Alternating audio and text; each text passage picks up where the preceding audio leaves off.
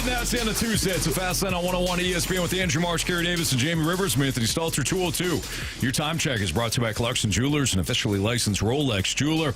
The Blues are making some moves today. They made a slew of moves, none bigger than acquiring a young 22-year-old defenseman from the Montreal Canadiens, Logan Mailloux, who will join us at the bottom of the hour. So Logan Mailloux, the newest Blue, will join us at 2:30 today in the Fast Lane.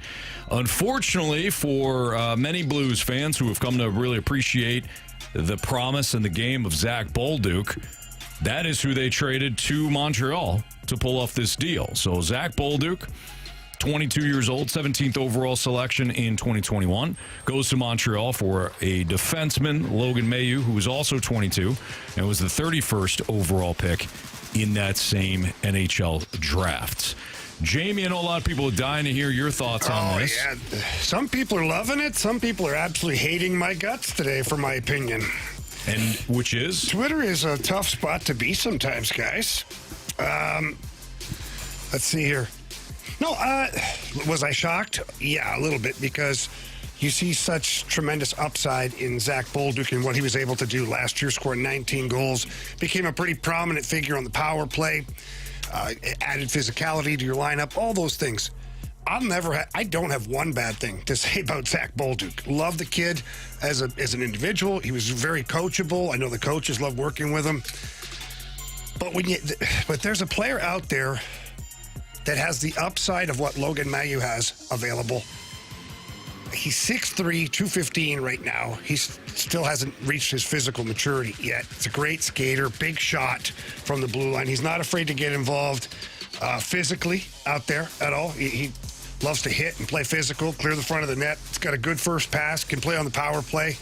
He's 22 years old. He's 22 years old. You could have, if let's say him and Broberg end up being partners this year, you've got two guys, 22 and 23 years old, that are the future of your team, like core players. You had a lot of wingers on your roster. You got a lot of similar style wingers too, straight up and down, fast, 20-goal scorer-ish players. I just think I think it's a good hockey trade, and that's allowed to happen. Like I said to you in the office, like every good hockey trade should hurt a little bit. And this one hurts because you love Zack Bolduc. I do too. Hurts to see him go. But when you think long term, like not immediately, because people are on Twitter, like, he's only played 8 games. He's got 5 points in 8 games as a defenseman. Like, let's take a look here. He's just beginning his career. And we know it for defensemen, it takes longer to hit that spot where you're a regular in the NHL. Then it's a little bit longer to become, a star player or relevant. Have we forgotten how quickly Philip Broberg became an elite player? Last year was the first full season in the NHL for Philip Broberg. The year before spent most of the season in the American Hockey League. So for people to just look at Logan Mailloux and say, he has barely played. You're right. He hasn't had an opportunity. He's going to get an opportunity here in St. Louis, though, I can guarantee you that. Mm-hmm. And his size on the blue line, man, you got some big bodies back there now. I love it. Well, before, Carey, you and I kind of weigh in, and Marsh, I'd love to hear your thoughts as well, because I feel like you might be on the other side of what Jamie just said. Let's hear from Doug Armstrong, who addressed the media. Here's Army on why the Blues traded for Mailloux. Well, he's got excellent skater. He's got an excellent shot. Learning the game on a defending standpoint, but we think he's NHL ready now. I talked to him. I told him he'll have the opportunity to. He has a job now. It's his job to come into camp and keep it. I thought when you make a trade like this, it's a old-fashioned hockey trade, and it was very difficult to include Bolduc in any deal, and including this one. But when I look at our depth on the wing right now, if you go with Snuggerud and Kyrou, and then you go on the other side with Buchnevich and Holloway, it seemed like an area of strength for ours. And then you look at our depth on the right side of the defense. Our top 4 players are both into their 30s. We used a #1 pick last year to get Erick, but adding Mailloux fills a void for us in our group today and tomorrow. And in a league where you have to give something to get something. We gave something that we had not a surplus in, but a good winger that we have wingers in, and I think Montreal gave something on the right defense that they have a surplus in. So time will tell how it works out, but I think both teams are excited. Jamie, let me ask you this. Mm-hmm. All things being equal, if Logan Mailloux winds up being a better overall player, or even just on the same level as Zack Bolduc. So however the defensive statistics kind of play themselves out, and Bolduc being a forward, obviously it's not an apples-to-apples comparison. But let's just say they both have good careers. Yeah. Would you rather have the top 4 defenseman or the top 6 forward? Who's not a center? We don't know if Bolduc would be a top 6 player yet. We don't. Fair. And we don't know with Logan Mailloux what he's going to be either. So both. But let's say Bolduc becomes a top 6 forward. For me, I'm always a big believer in your defenseman. That's kind of where I'm at with this. Now we have to see how Logan Mailloux performs here. I mean, we already saw with Zack Bolduc. Zack Bolduc gave us a taste. That's the hard part. Is people right now, they're only looking at what they know, and that's fair, because a lot of times you can only have an opinion on what you've seen. Sure. But now I also have the ability to talk to several scouts, coaches that he had, coaches in Laval that he had that were former teammates of mine, and do a little bit of background check. And they said he was too good for the American Hockey League. They said he's just too good. And Montreal has Hudson, they got Matheson, they've got a blue line that they think is set right now. And they need some scoring up front desperately to ignite that team a little bit more. So they made a good hockey trade. Long term, I think the Blues win this trade. Like, somebody went at me on Twitter about, like, we could have had Dobson and now we get this guy. What? Hang on. Noah Dobson's 25, not 22. And he's being paid $9.5 million. Scored 39 points last year. Mm-hmm. I think if Logan Mailloux plays a regular shift with the Blues, plays regular like every game, I think he gets over 30 points this year. And I think, and you're going to get him at like 750, 800,000. Where was the Blues' strength? Up front, wingers. That's where I was going. What do the Blues need? You trade from an abundance. You need the defenseman. You trade from an abundance. You got plenty of offensive guys that you think are going to take another step forward. You got Holloway, you got Neighbors, Snuggerud, and Jordan Kyrou, who was a name that was being floated around. Like, you trade from a place of abundance to get the thing that you need. And Army said it, in all trades, I think the best deals are when both sides look at him like, God, that hurts. I don't know about this. So I think both sides are going to look at it that way, and you're trading for something that you need. They're trading for something that they need. Mm-hmm. And right now, you don't know, because you haven't seen Logan Mailloux play, right? You don't know what he is. He could be one of the best players on the team next year. You don't know, though. So I think that's the reason for the anger, or why a person would go back and forth with you on Twitter, is because they haven't seen it. Then they have seen Zack Bolduc. They know what he provided this year, and you were excited about having more of that. Mm-hmm. It's the unknown that I think scares people. So let me ask our listeners this, because asking you guys, I can ask you guys too, but you can ask us. Last year, let's go back one full calendar year, and let's just pretend Zack Bolduc is coming off of a 19-goal campaign. And we open up the internet and we see that Doug Armstrong has traded Zack Bolduc for Philip Broberg. How are we reacting? We're probably the same. What are you doing? We're probably reacting the same way. What I'm doing is... Yeah, that's what they're saying. What are you doing? What are you why doing? would you do Why that? would you do that? Well, the guy, he's American Hockey League. Yeah, he played some games in the playoffs. You know what? Yeah. But it's almost the same thing. Now, I think Mailloux will be close to Philip Broberg. Do I think he's going to be the same? No, I think Philip Broberg's a pretty elite player. But we didn't know about Philip Broberg, is my point. And so I say, let's give it another calendar year and see where we're at. But it's much harder to draft, develop, acquire defensemen under the age of 23 that you can now call your own, and he's cost controlled for a number of years. I like that perspective. I'll also add that besides Jordan Kyrou, who was always the lightning rod for whatever reason for some Blues fans, who are the other players that typically drive Blues fans crazy that want gone? There's two of them. Yeah, they're on defense. Correct. It's Nick Leddy and Justin Falk. Yeah. Nick Leddy especially. So we can't have it both ways where we say get rid of two guys at the blue line and acquire. So we need defensemen, and then Army makes a move for for a defenseman with upside, and then we criticize it because we don't like the compensation, right? It's tough. I like Zack Bolduc too. When Marsh first texted our group chat, I go, no way. That was all of our reaction. This doesn't make any sense. Then you include. I haven't watched Logan Mailloux play. Looking forward to it, but I haven't watched him play. Yep. But when you says Logan, for some reason I thought it was another forward. I'm like, well, this makes no damn sense. And then when I stopped for a second, I'm like, wait a minute, is he a defenseman? Yes. Okay, it makes sense. I don't like giving up Bolduc in this deal.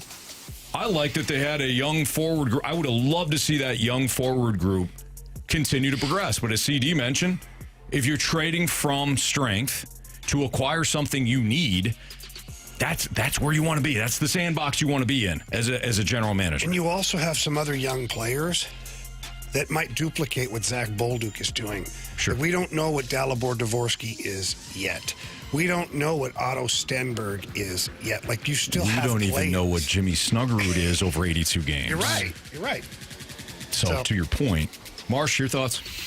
I have to wait and see what the rest of the moves look like, because right now you just lost what I believe to be more than a 20 goal scorer. If you put if Jim Montgomery is there the entire year, Zack Bolduc has, in my opinion, probably next to 25 to 30 goals on the year. So now you just lost that offensively. Yeah. Who is going to replace that? Is it someone from the outside, or can someone step up? You just mentioned Jimmy Snuggerud. Can he do that? Mm-hmm.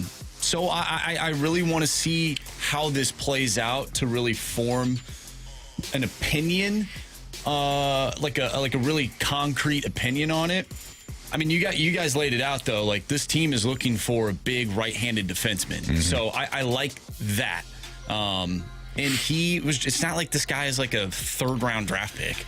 Right. He was a first-round draft pick. He probably would have been higher. There's some things that went on. Had the off-ice probably would have been higher. Would have definitely been higher. Yeah. So, we'll just have to see how it works out. But losing Zack Bolduc is tough if you were excited about this offense and his potential, because I think he can be a 30-goal scorer with the shot that he has. Mm-hmm. So it's interesting. We just have to let it see. We gotta let it play out, I guess. All right, we are going to get Logan Mailloux on next. Yep. So Logan Mailloux, the newest. You heard us talking. He loves the fast lane, by the way. Said, hey, I want to get on and talk to you guys. Well, let's talk to Logan Mailloux next on 101 ESPN.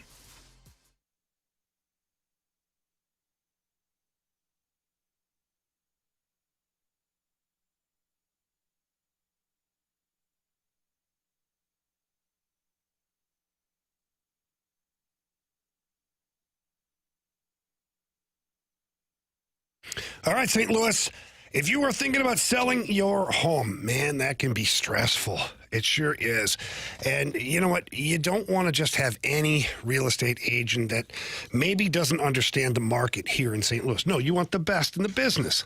And that's Gloria Liu with Your Home Sold Guaranteed Realty. Gloria has been in the business for over 20 years and knows the St. Louis market. And we all know it too. Every zip code, every county, every area has a different price range. And if you don't price your home correctly, one, maybe you sit on the market forever and then you have to lower your price anyways.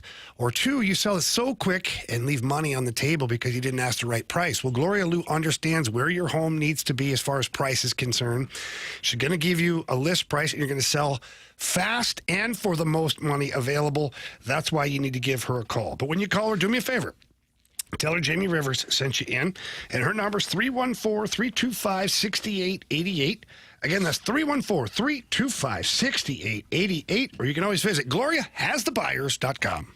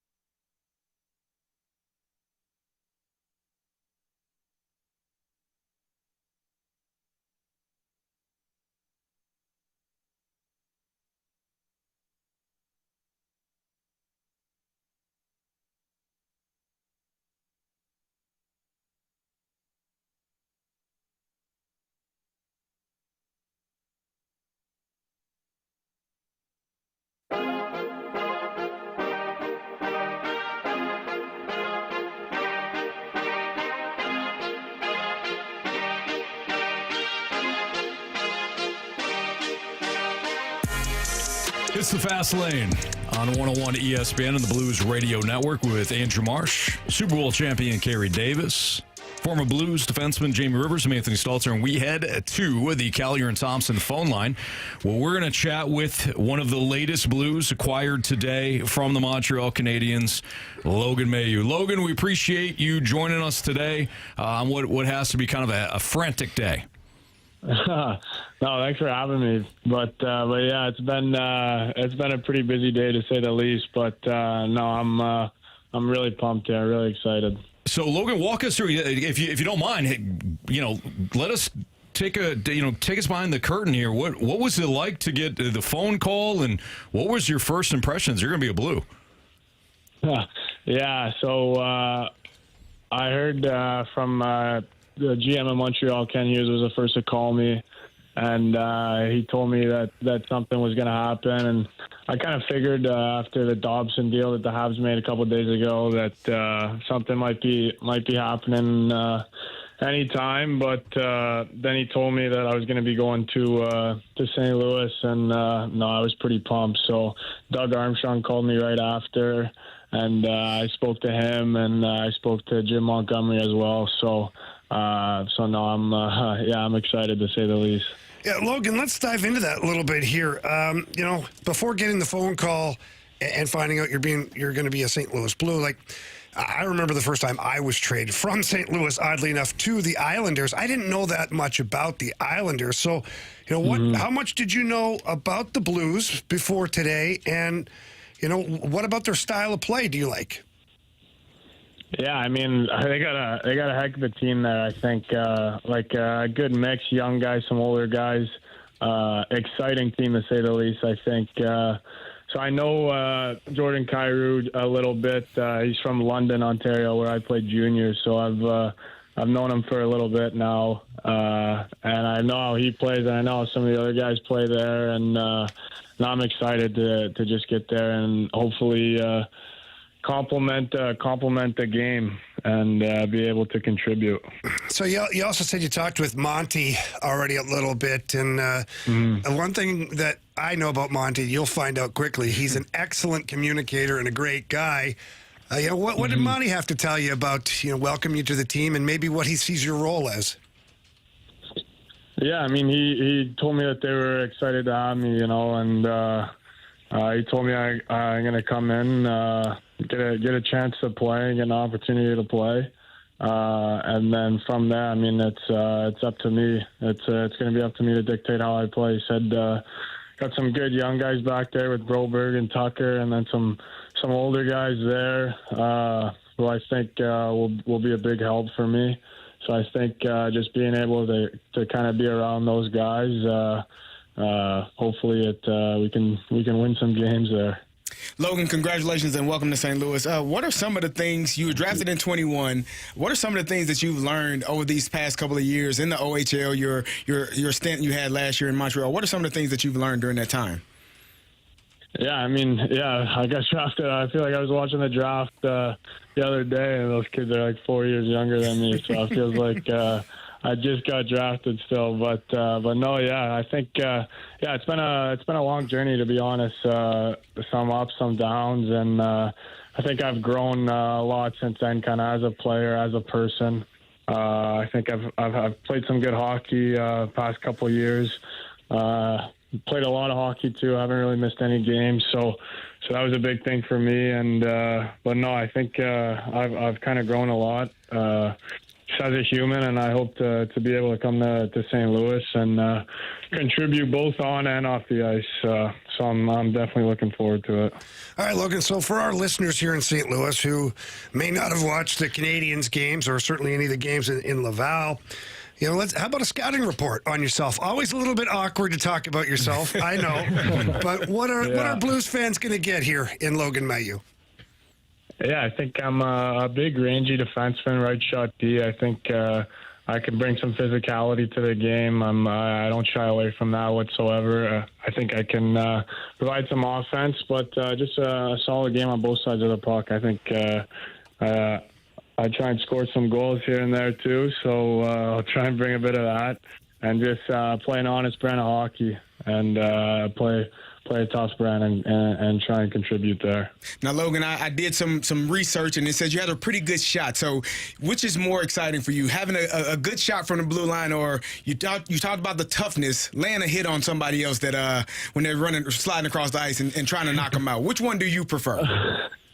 I feel like I don't know. That's a tough one, to be honest. Scoring goals is pretty fun, don't get me wrong, but when you catch a guy on the tracks, I don't know if there's too many better feelings than that. So yeah, definitely, that's a toss-up for sure.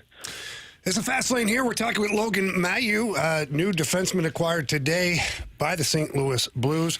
Hey, Logan, let's do a little background here. You're from Bell River, Ontario. I'm from Ottawa, but where the heck is Bell River, Ontario? Yeah, so it's just outside of Windsor, like 15, 20 minutes from Windsor. Okay. So growing up, what was your team? I was actually a Penguins fan growing up. I feel like I was kind of at that age where is when they were winning a lot of hockey games, and I was a young player, and Sid the Kid and all those guys were flying around. So both my parents were my mom was a Leafs fan, my dad was a Red Wings fan. So I didn't really know who to pick, so I just went neutral and went with Pittsburgh. So, Windsor, you're close to Detroit, though. Yeah, we're right across the border from Detroit. So no Red Wings then. No Red Wings. You could do that, or you could also say the closest Canadian team is Toronto. So it was a toss-up for sure, and I feel like Sidney Crosby was one of my favorite players growing up, and Malkin and Letang and those guys. So yeah. No, that makes sense. Any other sports? Did you get into like Tigers or Lions?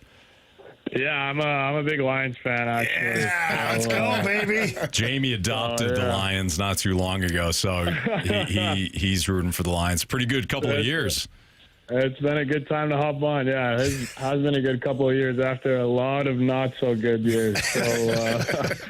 So no, we're happy to be winning over there. That's for sure. Well, if you like the Tigers, okay, that's American League. But now you're coming to St. Louis, man. You know the Cardinals faithful here are going to need you to wear a lot of red and white too. I'm all over that. I'm on the train. Hey, Logan, speaking of red, white, let's add blue into that.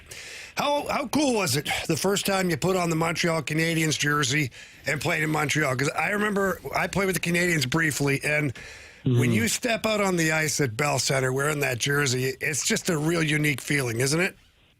Yeah, it's pretty surreal, to be honest. I think just with the history they have and everything, and the arena and how it buzzes there, I think it's pretty cool. When I got to get out there last year and play my first game, you're buzzing around, no helmet on, warm-ups. It's a pretty cool spot to play for sure. So and they gave me a chance a few years ago now, and they definitely helped my dream come true. Well, buddy, look, I tell you what, we're happy to have you here in St. Louis. Listening to you describe the way you play, fans here will love it. Just empty the tank every night. Blues fans will love you. And I can tell you that when you step out on the ice wearing that blue note, it's going to feel pretty special, too. So appreciate you coming on today. Yeah, of course. Thanks for having me, guys. Appreciate it, and we'll see you soon. Thanks, All right, Logan. thanks, buddy. Take care, Logan. Take care. Bye. That's Logan Mailloux, who was just acquired from the Blues. They traded Zack Bolduc, and I know there's a lot of mixed feelings about, the Blues fans fell in love with Zack Bolduc over the last year plus. So, they gave up some. It's not like this is going to be a fleecing. Mm-hmm.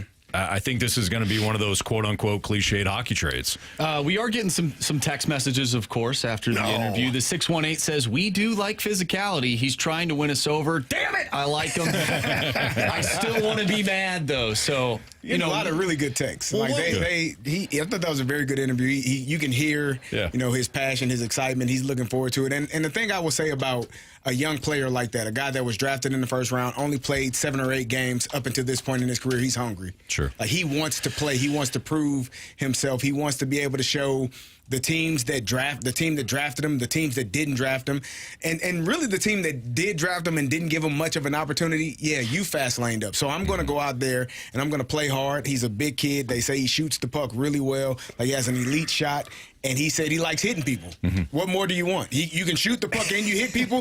So, I will wear a Logan Mailloux jersey. I will buy one and wear it proudly, because if you're going to hit people, then I'm a fan. Were you talking about Logan Mailloux or Carey Davis? All of it, yeah. All of it. Yes. Well, he even mentioned, in the interview, he saw the writing on the wall when Noah Dobson was traded to Montreal. And we talked about it in the first segment.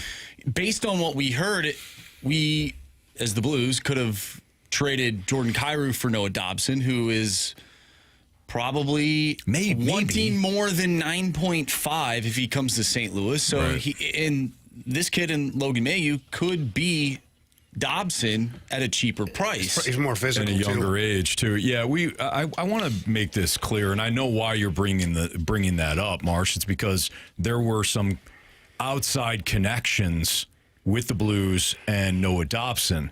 We don't know for a fact that the Blues were ever in on Dobson. We don't know how long, like Jamie likes to say about the Toronto media, Doug Armstrong's taking calls on certain players. Yeah, he's picking up the phone physically, listening to it, and telling them to go fast lane themselves, hanging up. We have no idea where the Noah Dobson, where that train was headed, or even if Doug Armstrong even got on the train for that. He may have called and said, "What are you looking for Dobson?" Oh, the Blues are in on Dobson. Right. So, and I'm not coming down on you, Marsh. I really want to make that, because I've seen the Noah Dobson mentioned.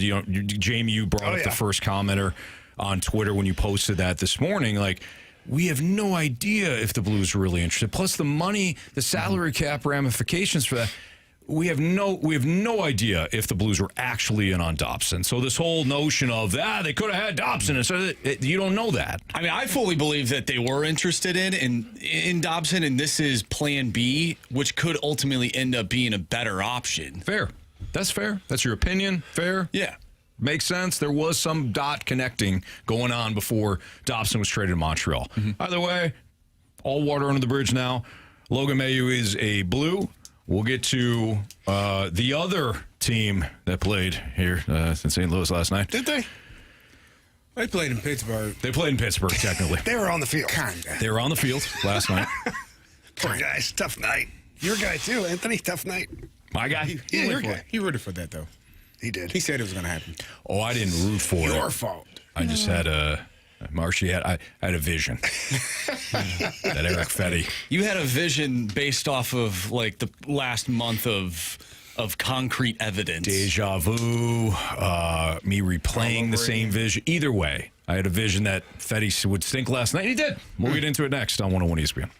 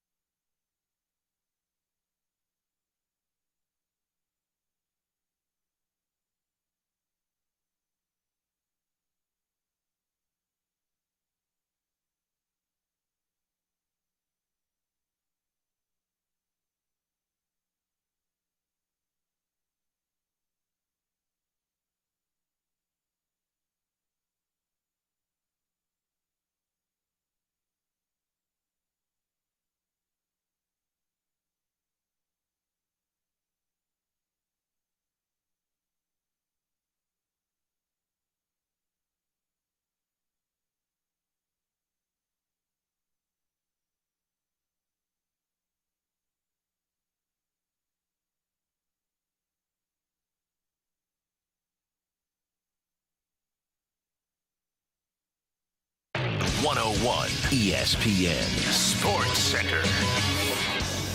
I'm Andrew Marsh. It's time for a Sports Center update driven by Johnny Londoff Chevrolet and Johnny Londoff Autoplex. The Blues get defenseman Logan Mailloux in a trade with the Montreal Canadiens as they send Zack Bolduc to the Habs. We just got done talking with Logan Mailloux, newest Blues defenseman. If you missed that interview, make sure you go to 101ESPN.com or check out the free Dobbs Tire and Auto Center's 101 ESPN mobile app. Just head to the podcast page. You'll find all of our interviews and all of our shows. And it's all brought to you by the Schaefer Door Company. Nick Bjugstad, also the newly acquired Blue today, a 2-year, $1.75 million deal. That is average annual value. We'll get into that later in the show, but we got to get to your St. Louis Cardinals. Rough outing last night for Erick Fedde. Seems to be a trend at this point. We're going to discuss that next right here in the Fast Lane. I'm Andrew Marsh, and the Sports Center update is driven by Johnny Londoff Chevrolet and Johnny Londoff Autoplex. See them at londoff.com. Chevy, together we drive. Are you kidding me?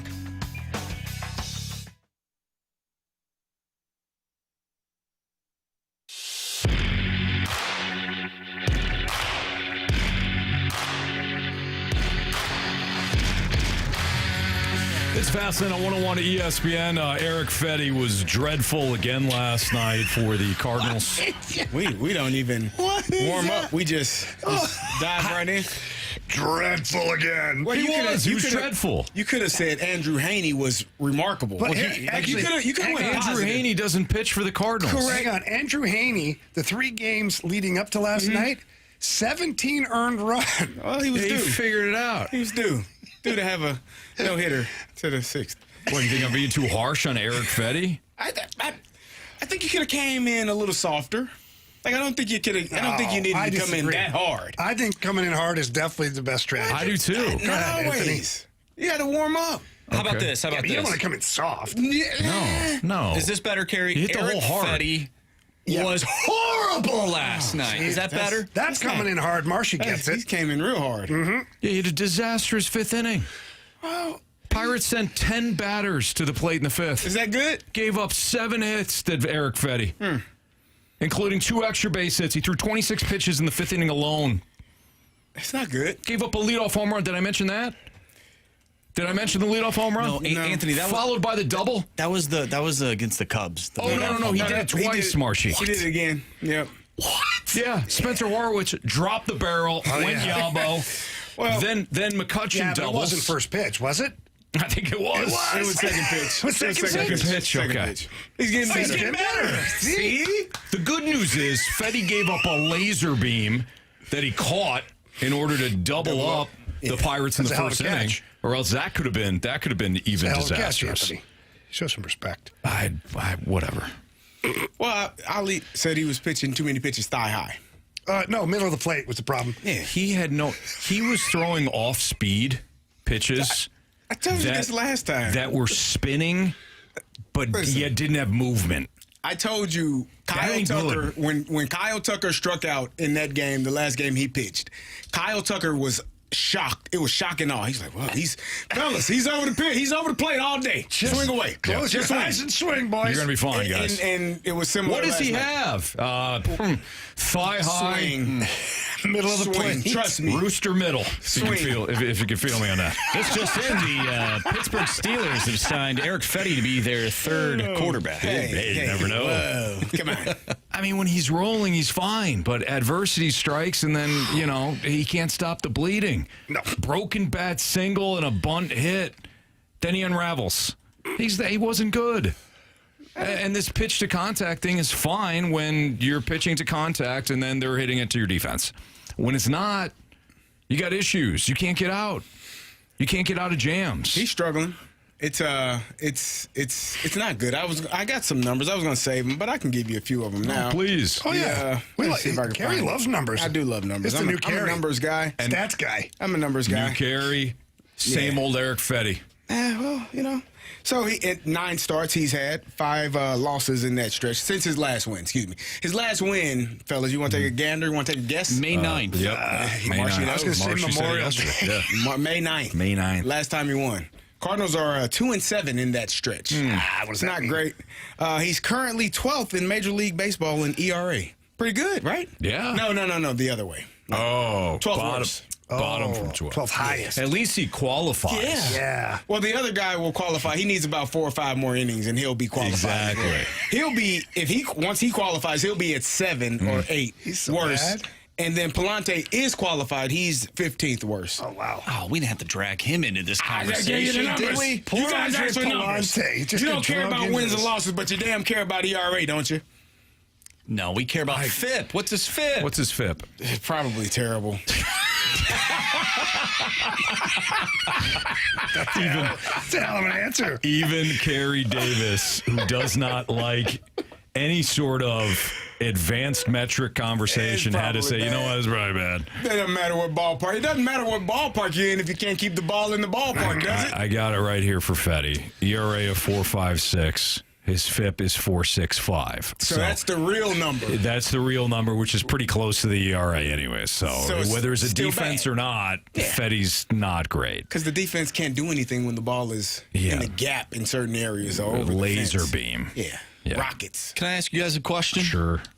Can this team reach their full potential with Erick Fedde No. and Miles Mikolas in their rotation? Full potential. Full potential. What? No. No. No chance. I told you this in the office. Don't I you think point there's at me. 3. I'm going to point at you. Marshy's been aggressive ever been since. aggressive. I He's had to been wait real aggressive. 45 minutes on Olive today because it's a single lane road, so And they you could fill. haven't let it go. They could fill at a all. home plate sized hole in the road. You on the have- side of the you road. have been letting that fester. What happened? Almost For an 2 hour. hours What now. happened? He hasn't let it go. Very I had to wait in traffic heading. Which way is this? This would be westbound. West? Heading. No. Yeah, Where'd you west. come from, Marshy? I came from 170. Where'd you come from? 170 on Olive, and they're, you were they're on filling Olive. a home plate size hole Oh, yeah, that was a bad on the decision. side of the road, and it's a 1-lane road for like 3 miles. And I That's had it. to wait Day. in line. So I'm fired up today. Go ahead. Anyways, there were 3 things that I mentioned to you Yes. that I think are they're keeping this team back. 2 of them are players. One of them is Erick Fedde and Miles Mikolas, and Sure. the other one is the Cardinals can't hit left-handed pitching. Oh, that's a bit of a problem. You get rid of, you get rid of gotta those have more 3 righties. things. This team is they could win a round in the playoffs. You got to have more righties in your lineup. You guys know that. You don't go lefty versus lefty. What if you get guys that can actually just hit lefties? Well, Anthony, where do you get those guys? You pay for them. I feel like other teams have been able to do it. But Somewhat. Like Eric- I told you in the office, you don't know ball. thank you.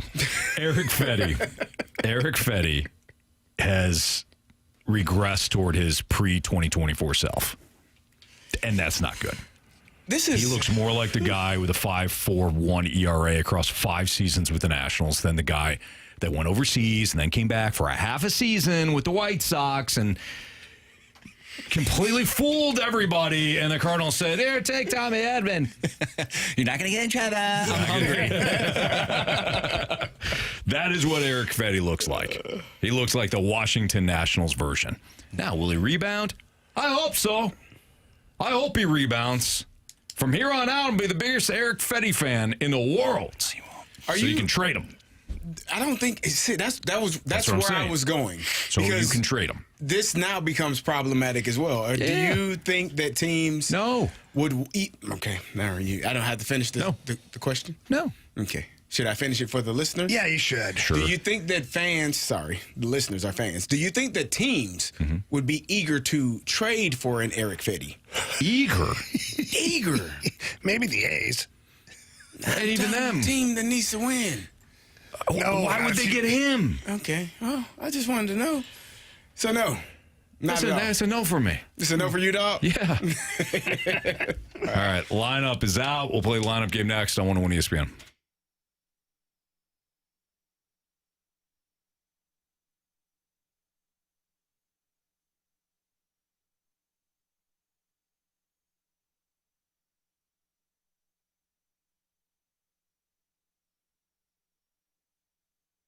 My guy, Derek Stevens, owner of Circa Sports in Las Vegas. He always had a dream of creating the world's largest sports book. Well, he's done that in Las Vegas. It's unbelievable. But he's also put it into the palm of your hand. That's right. Circa Sports now has an app. The Circa Sports Illinois app. You can check it out. Find it on the website or in the App Store.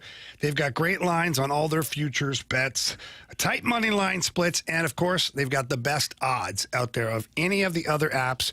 Check it out if you don't believe me. They have the best odds, which means the biggest payouts. And they also have great contests that are always happening with Circa in Las Vegas. They've got Circa Millions and Circa Survivor. 21 million in guaranteed prizes for both of those, and there's no rake. So if for some reason there's more money that gets added into this and it goes over their allotted amount, all that money goes back into the prize pool. All you got to do is get to Las Vegas and register at one of their casinos in Nevada. It's going to be a great time. You're going to love it there anyways. And then once you sign up, go back to the app and you can manage everything from the palm of your hand. So please don't miss out on any of that action. Download and bet like a pro with your Circa Sports Illinois app and get to Circa Sports and get involved in all those contests. If you or someone you know may have a gambling problem, call 1-800-GAMBLER or text ILGAMB to 833-234.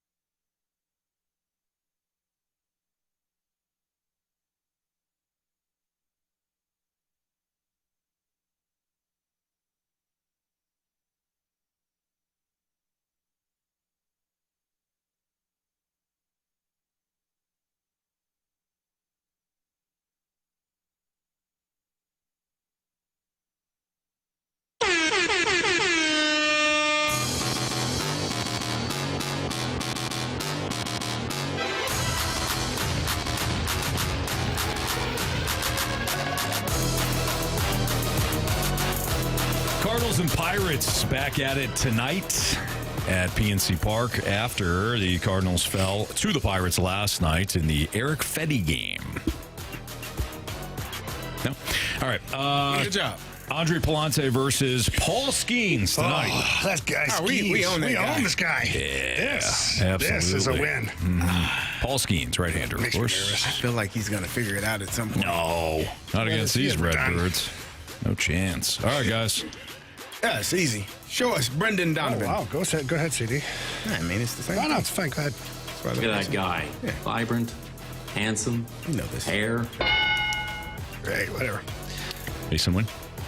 No, just go ahead, just like Carey. Go ahead. Show us Mason Wynn. Second! Bring me that arm! Show us Alec Burleson. Yeah, there he is. That's the spirit. I thought I told you I'm a star.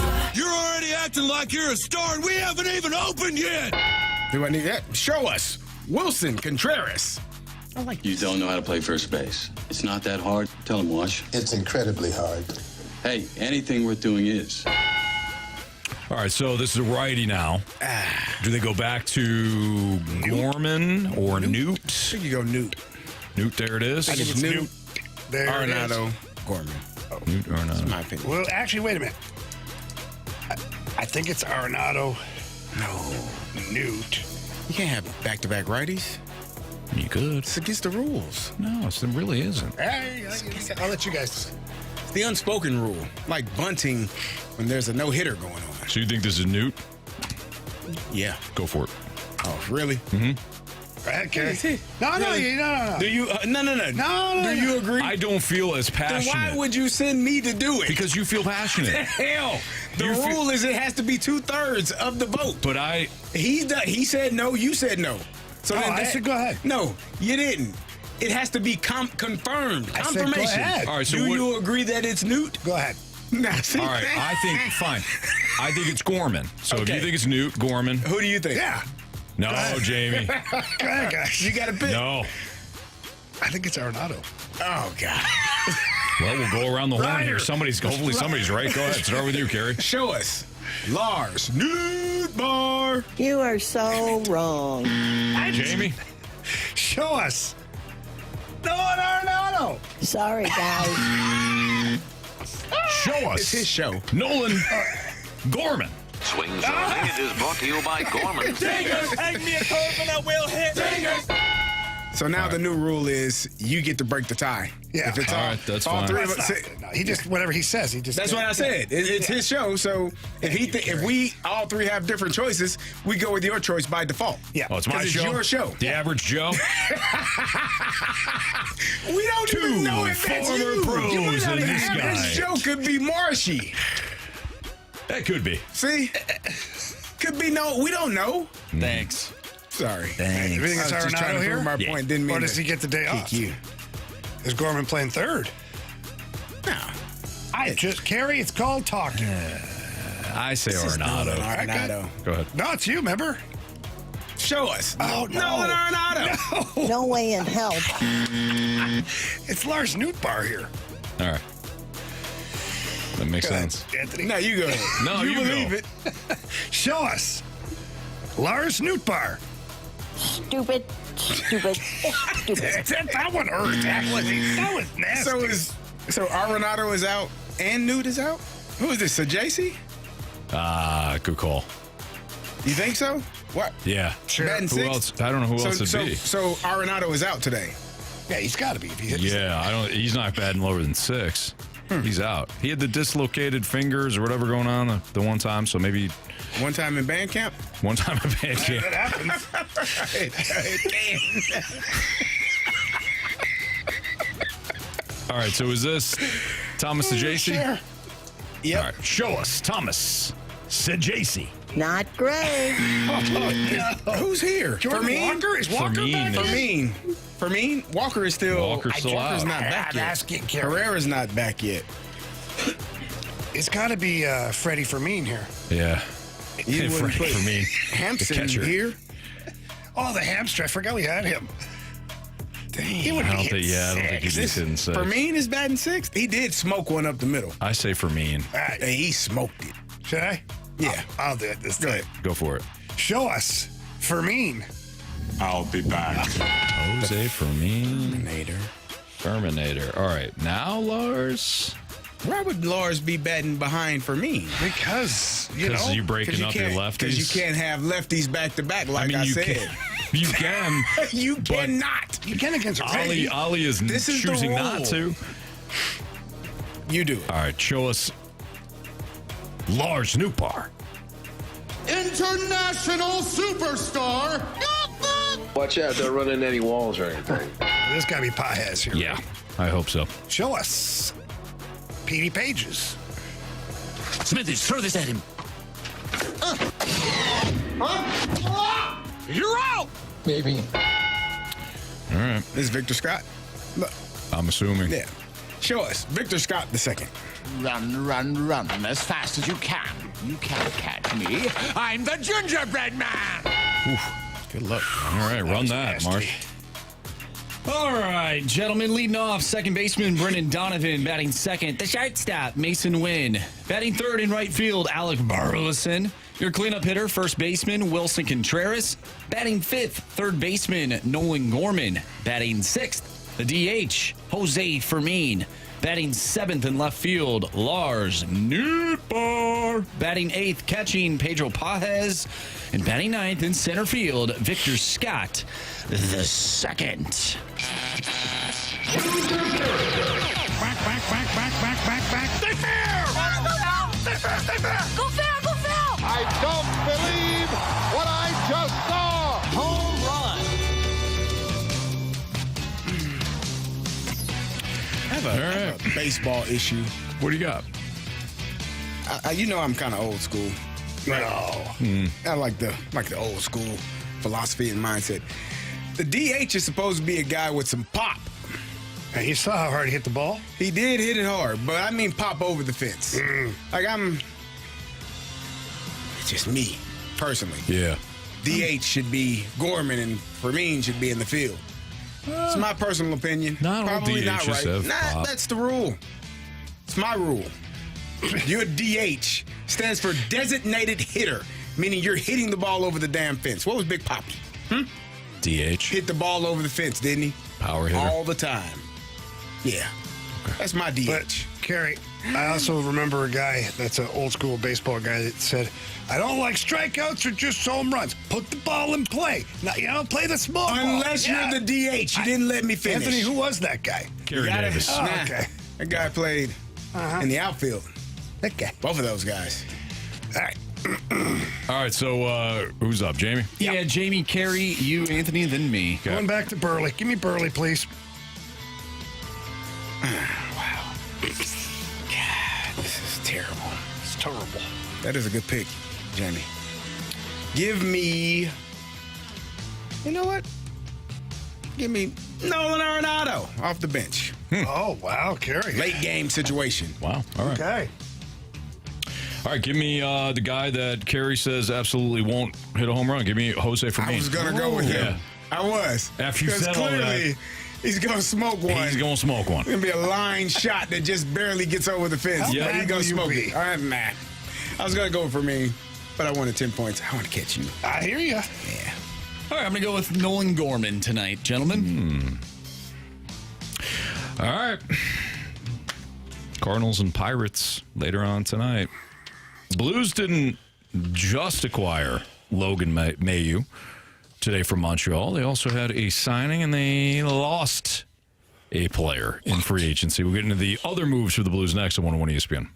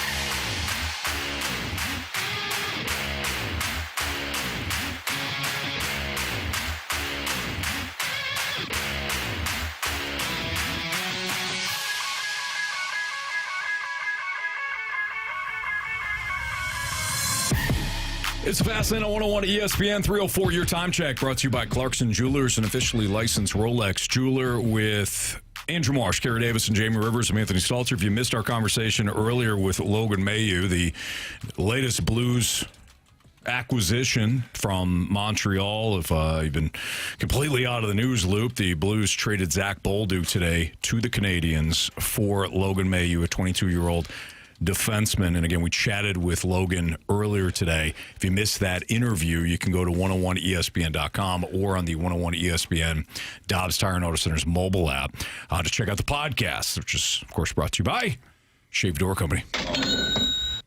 Blues weren't done, though. They also signed Nick Bjugstad to a 2-year contract. And as a lot of people kind of speculated, that would mean that the Blues would also lose Radek Faksa. Radek Faksa signed a deal with the Dallas Stars. Yes. So the Blues lost Radek Faksa, but they did pick up Nick Bjugstad. So before, Jamie, you kind of break down the acquisitions and the loss of Faksa, here's Doug Armstrong earlier today in his media availability talking about both Bjugstad and Faksa.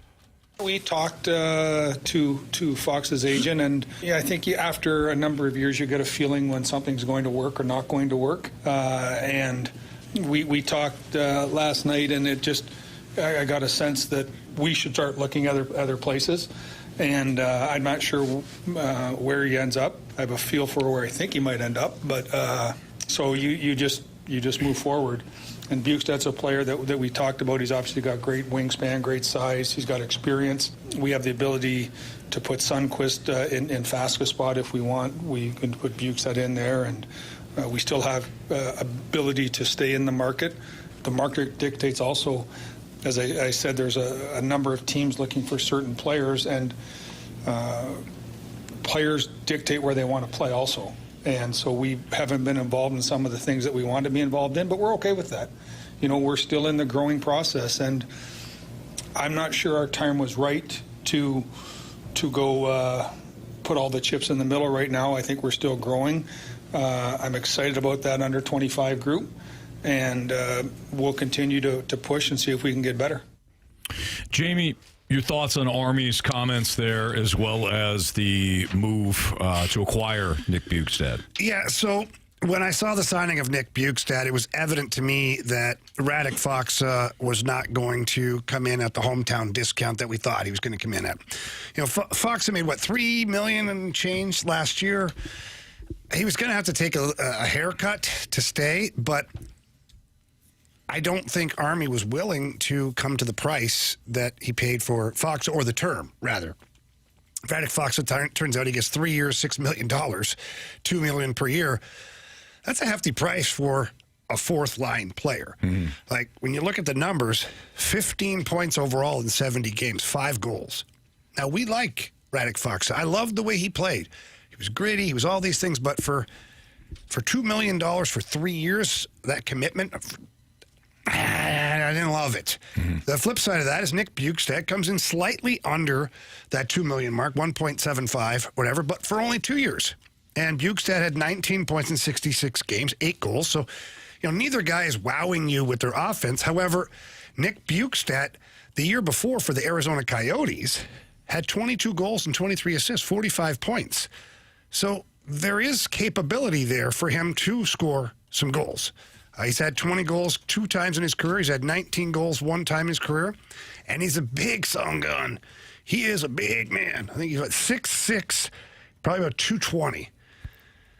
So up the guts of the ice, that's a good addition. Mm-hmm. And, you know, Army talked about whether it's Sonny that drops down to play with Walker and Torpchenko, or if it's Bjugstad. Either way, you've got really good size down the middle of the ice. So it was clear, like Army said, you kind of get an idea. And I think Radek Faksa, look, he spent his entire career in Dallas, except for last year in St. Louis. His family probably wanted to go back to Dallas. The agent probably kicked the tires with Jim Nill and said, hey, what could we do here to make something work? I know Jim Nill really liked Radek Faksa because when we got Radek, I called Jim Nill, and he raved about him, how much he liked him. He just, you know, he's like, it was kind of a cap casualty. We had to move some salary off the books. That's why he ended up here. Chance to go back to Dallas. All right, he did it. He took it. Good for him and his family. Happy.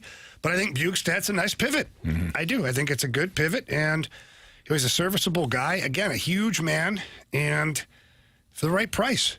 I think you pay him 1.75 for a third or a fourth line center. It's perfect. And Army, who knows where they're headed with this? To my knowledge, I keep clicking the refresh button here, but to my knowledge, Michael Granlund is still out there, and there are other trade opportunities that are still available out there. And I think the Blues still have over they have $15.5 million in cap space left. Doesn't mean you're going to spend it all, but it gives them the ability to still go and add if the situation is correct. All right, so what do you think that next move is, though? You got to get a centerman. I mean, if you're going to take, so let me step back a second here. You don't have to. You can ride it out like it is right now, and fingers crossed, Dalibor Dvorsky takes the steps necessary to where you're like, okay, he's fighting for a third-line center job halfway through the season. We don't really have anybody blocking him because we've got Sundqvist and Bjugstad who don't profile to be the same type of player. So you've left yourself an opportunity there as a team to add that. Or, if Granlund comes back in the conversation, or if there's another player out there where somebody adds Granlund, let's say, and then they've got a centerman they're trying to trade, maybe there's a trade in the works there. To me, the cap space is nice flexibility for Doug Armstrong to do something if he wants, but not necessary at that point. And if he actually wants to do something, he has the financial capabilities within the cap to make sure he gets what he wants. Yeah. Are you afraid that if the Blues don't end up doing nothing? Well, that's fair. That's not true. You're afraid of something. Oh, he was afraid when he came into the office that day, and he. We're all afraid of something. My hands are full. I'm afraid of burning to death. I don't like that. That's my worst one. Mine would be like being trapped under ice. Oh. Like drowning. Yeah, that's not fun either. Yeah. Marcia, you were saying? Are you afraid of, I know you guys apparently aren't afraid of anything other than burning to death, ice, dropping meatballs on the ground. No, I've already done that. I experienced that fear. Are you afraid that if the Blues don't do anything else that they are going to miss something when it comes to scoring goals because they got rid of Zack Bolduc? But you didn't have Jimmy Snuggerud all of last year. You had him for 7 games. That's fair. And I forget what he had in 7 games, but he put up some okay numbers. Yeah, he was good. He was a good player for your team. I think that you can fill the void. I do. And you have to also anticipate that what's Holloway going to bring for you this year? Kyrou. What if Kyrou scores 42 and Holloway scores 35? I don't want to get into the what-if game, though. But we're what-ifing it anyways with your question. Yeah. I'm sorry, go ahead. I look at, I'm trying to find my guy here. Where is he? Jimmy Snuggerud. There he is. Jimmy Snuggerud, 7 games, 4 points. Not bad. I think he was better in the playoffs, I think, than he was in the regular season. And I think so he you can add those numbers too. But I think he can be a 15 to 20 goal scorer. And I said that about Jake Neighbors, and he scored over 20 goals 2 years in a row. And so he's exceeded what I thought he could do. Jimmy Snuggerud had a goal in the playoffs. So, I don't think what Bolduc brought to the table can't be replaced. All right. Well, we'll see. Marshy's not convinced. I just, if Bjugstad's your third-line center, that doesn't move the needle for me. If he's your fourth-line center, that it's a different conversation. Well, maybe he will be. Absolutely. Absolutely. There's more to... Where does Dvorsky, fit into all this, too? Well, we'll see. Right now, he doesn't fit. On my team, he's not starting the season with the Blues. Sure. Unless I see something in training camp where he comes back and you're like, okay, I'll change plans. And maybe that's what Army's kind of looking at, too, going, I don't really want to block this kid, but I think Army knows he's probably a half a season, maybe a little more away from being where you need to be. So, and as far as the Sundqvist Bjugstad up the middle type thing, I think in a perfect world, you have that void filled by somebody else. And again, we have $15.5 million left in cap space. I don't know that Army's done on day one of the summer, All right, it's Fastlane on 101 ESPN. Last night's performance by Erick Fedde got Carey thinking outside the box on a trade situation. That's next on 101 ESPN.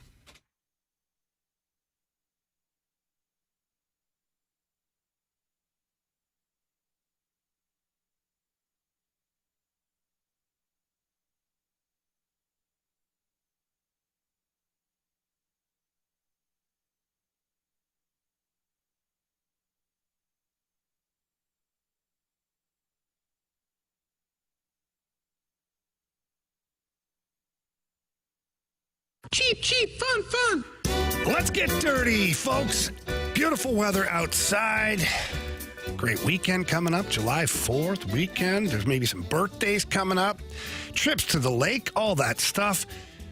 You're going to need some fun items. Visit my friends over at Dirt Cheap. They are your one-stop party shop.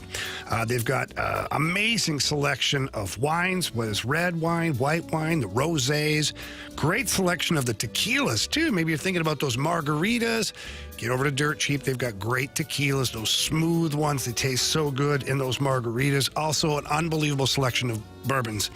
I talk about bourbon all the time. I get all of my bourbon through Dirt Cheap, and I recommend them very much so, and they're priced accordingly. That's the thing. You're not getting just gouged with prices. No, they charge you really good prices.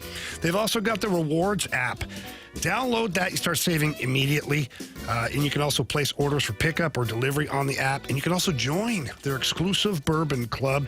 They got lots of locations, and they continue adding. They've got Fredericktown, Washington, and Hillsborough. A new one coming soon in Wentzville also. So please don't forget to visit my friends over at Dirt Cheap. Remember, they are your one-stop party shop. Remember to have fun, but be careful out there.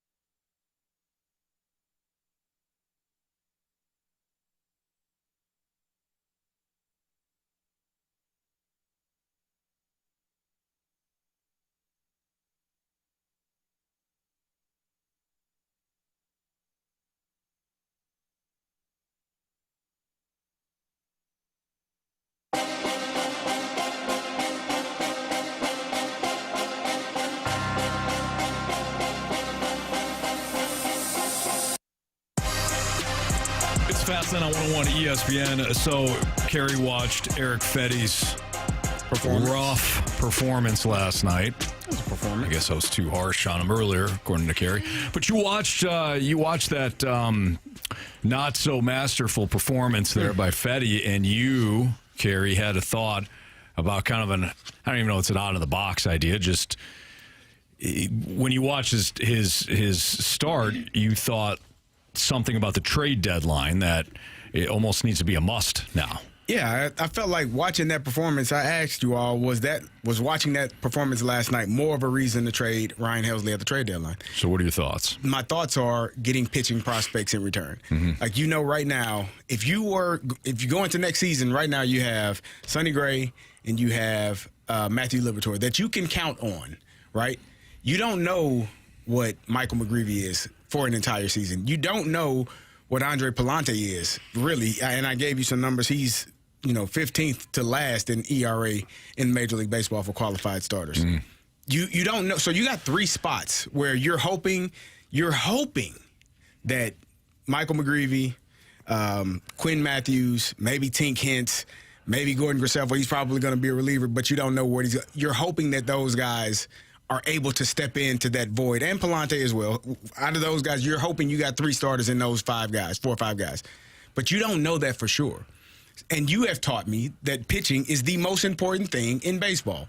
If you can trade Ryan Helsley at the deadline and get more pitching in return, whether that's prospects, probably not anything that's going to help you this year, but prospects for the future that puts you in a position where you do not have to go through another year of watching 2 older veteran starters. This is the 2nd year in a row where we've had to watch 2 older veteran starters struggle. Last year was Kyle Gibson and Lance Lynn. This year it's Miles Mikolas and Erick Fedde. You've had to watch this 2 consecutive years, and that's not even including the year before where you had the worst record you've had in 50 years, it feels like. So for 3 years, you've had to watch poor to below poor pitching. And so my thought process is if you're going to trade Ryan Helsley and it's going to fetch you a return, because he is the one player right now that you have that you can say, without a shadow of a doubt, can get you something in return. People are going to need a closer come the trade deadline. They're going to probably overpay for it if they feel like they have a chance to run the table and make it to the playoffs and make a push for a championship. Yep. That's the player you can use to help reset your organization to be better in that department, in the starting pitching department, which, in my opinion, you have struggled mightily for the last 3 years. So what do you do? What do you do? Because I don't disagree with you in terms of them. They need to add. They should always think about adding pitching. But at some point, you have to consider the innings limitations on these guys, which is why it would have been nice if they moved on from Fedde in the offseason and they just thanked Miles Mikolas for his service and ate that contract and just DFA'd him. Do you have to worry about the innings limitations if you have multiple guys? No, but it would have been nice to get the experience for McGreevy now. Even if it was just McGreevy, it would have been nice to get these guys get them starts so that next season you might have 3 or 4 guys. I think Palante is one of those pitchers that you have 2 clear openings in your starting rotation for next year, and you have 1 in Palante where if you can upgrade, you can upgrade there. You ever play spades? Call that 2 and a possible. 2 for sure, possibly 1 more. There you go. 2 and a possible. Yeah, I'm trying to get. That's where you're at. Yeah. I think the Cardinals. The worst thing for this front office is to be stuck between a development and, oh, crap, we're actually pretty good. We're not great. We're just pretty good. Yeah. This is why I keep saying that I don't think the Cardinals are going to make any moves. Because the path of least resistance is to just sit there and not really do anything outside of add a reliever. You got to trade. I didn't mean to cut you off, Jamie. No, you got to trade Helsley. Like it's not anything against his performance. You can't be stuck in this. Well, we might make. He's a commodity. You have to, and this is, and we're talking about a player who has been outstanding for this organization. You have to move on if you're not going to resign. If you're not going to resign him, which it doesn't look like you are, you can't lose him for nothing when it can get you something that can help your organization in the future. Sure. That's foolishness in my opinion. Yeah, I agree. Look, I said it, I think a week ago or 2 weeks ago, maybe soon, I don't know. But I said, you still have to, if I'm the Cardinals, Chaim Bloom, John Mozeliak, whoever the hell's making the call, I'm continuing down the path that we started on. The fact that we're a playoff team right now, we're right there in the bubble, changes nothing for me. Like Erick Fedde, Miles Mikolas, Ryan Helsley, like whoever, Steven Matz, like everything must go. If I'm John Mosey, like get whatever I can for Fedde and Mikolas. You might get a nice little return for Steven Matz. Who knows? Probably more than what you get for Fedde or Mikolas. And then Helsley's your best chip. You got to trade him. And Maton too. Like everybody. And then you bring up some pitchers from your minor leagues. Graceffo for sure. McGreevy. You know, maybe Quinn Matthews, depending on where he's at. Depending on where you're Tim at. Kent's is a while away. They're a while away. And that's why I said AA. a couple weeks ago, I said 2 of the 3 have to go. When it comes to Fedde, Mikolas, and Matz, 2 of those guys have to go because you probably will need one back in your rotation. And next year? No, to end this season. Sorry. To give you the right number of pitchers to actually play. I almost fell over. Yeah, no, I'd hate to see that. No. And Helsley, yeah, him too.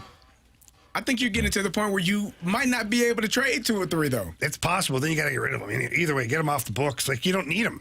Yeah, because you absolutely have to free up spots in the second. There's no reason. Because right now you're doing well with Mikolas struggling and Fedde struggling. So why not clear up those spots? You can do both. You can free up the spots, whether somebody takes them off your hands or not, or you just say, hey, we're moving on. You have to get some of these guys big league experience ahead of spring training of next year. It's a perfect time to do it. It's not like Miles Mikolas has been fantastic in his last year. He hasn't been great. Fedde has struggled. You pray that he's pitching well enough for a team to just say, you know what? We saw what he did a year ago. We'll roll the dice. We ain't going to give you anything, but we'll roll the dice on him. Cool. No problem.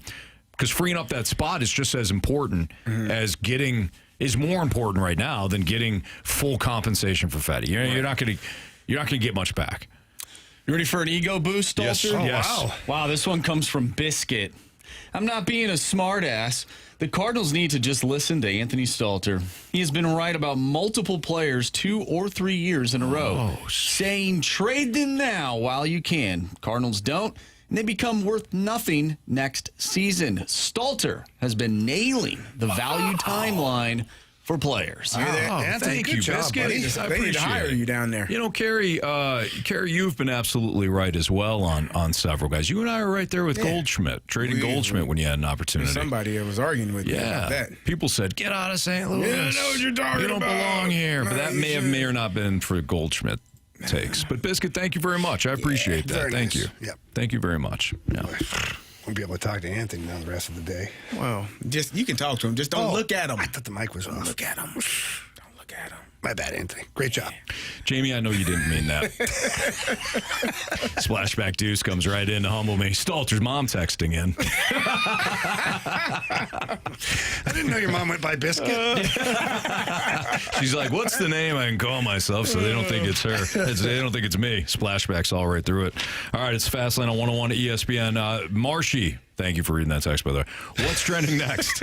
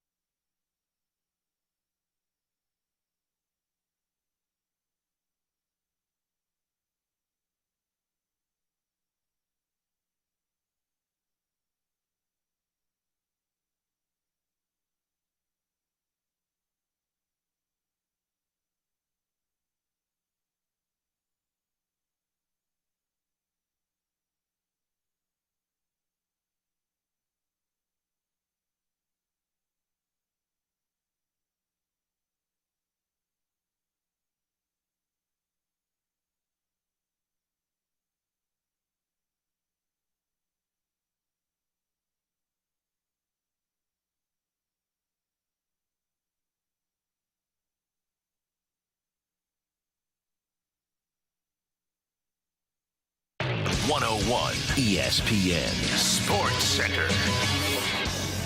I'm Andrew Marsh. It's time for a Sports Center update brought to you by Saliga Heating and Cooling. The big news of the day, the Blues trade Zack Bolduc to the Montreal Canadiens for right-handed defenseman Logan Mailloux. We talked to him earlier today.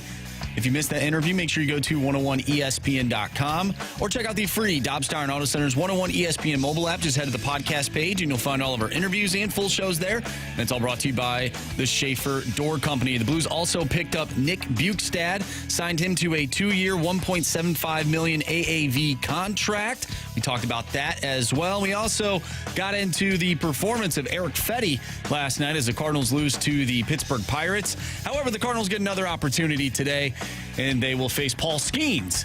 5:40 first pitch, Andre Palante on the mound for the Cardinals. All right, we have What's Trending coming up next right here in the Fast Lane. I'm Andrew Marsh, and the Sports Center Update is brought to you by Saliga Heating and Cooling, a Daikin heating and air conditioning dealer.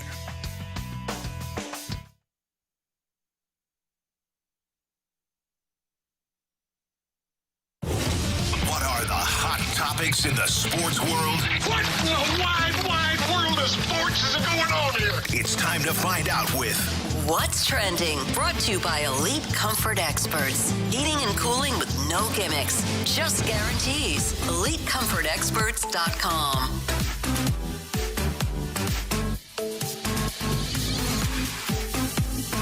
Welcome back to the Fast Lane here on 101 ESPN with Anthony Stalter, Jamie Rivers, and Carey Davis. I'm Andrew Marsh, and it's time for What's Trending. Gentlemen, what is trending? Mikael Granlund has signed with the Anaheim Ducks. Yes. What? 3-year contract worth $21 million. That is $7 million AAV if you want to do the math. Boys, he's not coming here. Thank gosh. Unless he plays the Blues, you know. Yeah.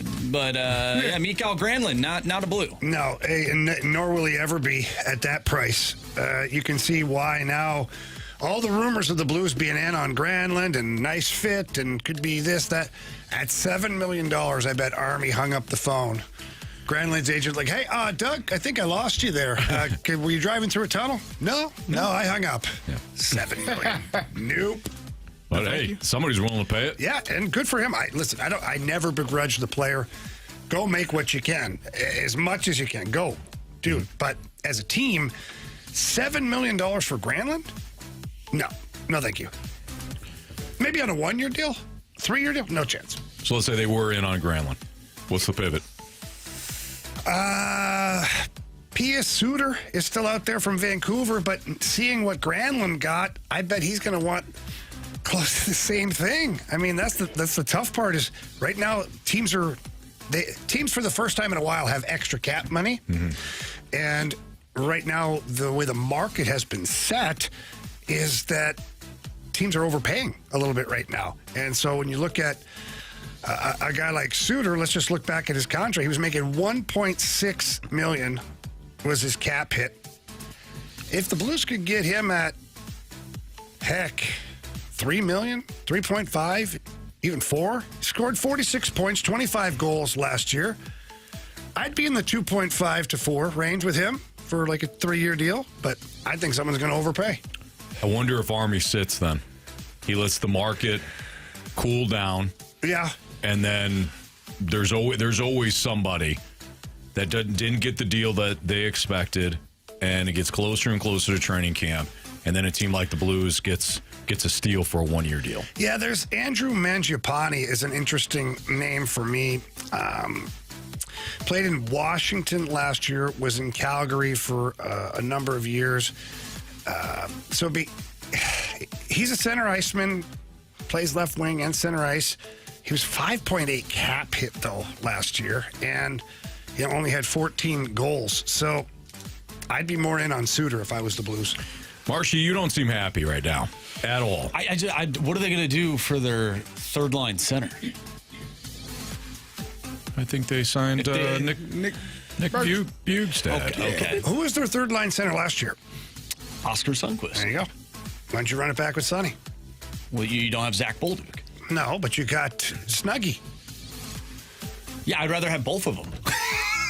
I mean, here's the thing, Marshy. I think when you see what the defense core is going to be with the new addition, for sure, I think you'll start to see the vision of Doug Armstrong. For sure. And you can't just go out and overpay. Like Army's not getting in trouble. Army's not playing. Well, in fairness, I didn't want Granlund. No, I'm just saying overall. Army's not playing like next year we have to be contenders. He's not. He's playing the game of incrementally we get better. In 2 to 3 years from now is our window at taking a run at it again. Do you think the team got, let's just say things again. Let's just say this is the team. Yeah. Did they get better? I think they did. Okay. I think they did. You're deeper on defense now.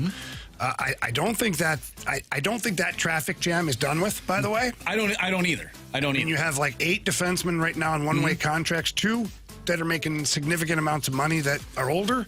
So I don't think that game is over yet, which means you could probably still find a forward somewhere. Is it a forward that we want as far as like, oh, he's going to put up 70 points? Maybe not. Maybe it is a 50, 55-point centerman that bridges the gap for you till Dvorsky gets there. Or next year in free agency, it's like you name a good centerman, they're available next year. I think my opinion stems from the comment of the whatever is over. It is. I don't think it is, though. But, Marshy, you can't go from 0 to 100. I know. I mean, some people, they go from 0 to 100. Okay, so they're called the Nashville Predators, okay? I was talking about people on the road. True, but let's go back. Unless you're stuck on all of them, all right? Good one, Anthony. Right? Let's go back. Unless you cut through the cones. Carey, I'll talk to you. Sure. Let's go back a year ago. We're going back. Nashville Predators had just come off a season similar to what the Blues just had, above expectations. And Barry Trotz said, hit the gas, baby. Let's go. And what happened? They signed 2 big names, 2 of the biggest names out there because they were going for it. I'm not saying that, though. I don't want them to be that. Yeah. But my point is, they're out of the whatever. It doesn't mean now they're automatically into contender mode. Still gotta. There's still some window. There's still some steps to take before you get to. Absolutely. I think I just wanted to see those steps taken with the team that finished the season last year. I think they did. They kind of are, actually. I think this is kind of are. It's almost the exact same team. You upgraded in an area where you felt like you needed an upgrade, and I think they are trending. I think Marshy's just upset about Bolduc not being here. Yeah, we get to the root of the problem. Yes. Yeah, I thought that maybe they would end up getting somebody at center to upgrade. But we don't know. It's not over yet. Absolutely. But let's go back to 2018. What are the names out there, though? Let's go back to 2018 when Ryan O'Reilly. For sure. All of a sudden, out of nowhere, Army made a trade, and Ryan O'Reilly was a Blue. I'm not saying that that's magnitude, the trade of that magnitude is happening, but this is day one. We're 3 hours or 4 hours and 40 minutes because of Eastern time. For sure. Into NHL free agency / trades and like Hockey Central time. Give it a day or so. 2 days. If Army doesn't make a move, another move. That's where my concern is. But coming he's going to have to, guys. It's if they don't make a move. If they don't make a move, is Marsh justified? I still think they got better. I still think they got better. Okay. And if we go through here, I believe they have to make a move almost. They've got way too many defense. Like, they're going to have to do something. Bottom line. Like, even if it's trading for draft picks and things like that, whatever, but like there still is transactions that have to happen for the Blues to be at the spot where they want to be to start the season. I don't think, contrary to what some people believe, and I am a huge Zack Bolduc fan. I am. But I'm also realistic in looking around the league and looking and evaluating Zack Bolduc. And as good as he played down the stretch, he's not Connor McDavid. He's not like he's not a game yet. Correct. But then if we're going to use the word yet, what's Logan Mailloux? Yet. He's Philip not Broberg. Cole yet. Caulfield. No, you're right, because they play different positions. I know. I was going with a Canadian. Jeez. My point is we don't know what we have. Not Cale McCarr. Absolutely, and I'm not disagreeing with you. Thank you. I don't hate the trade.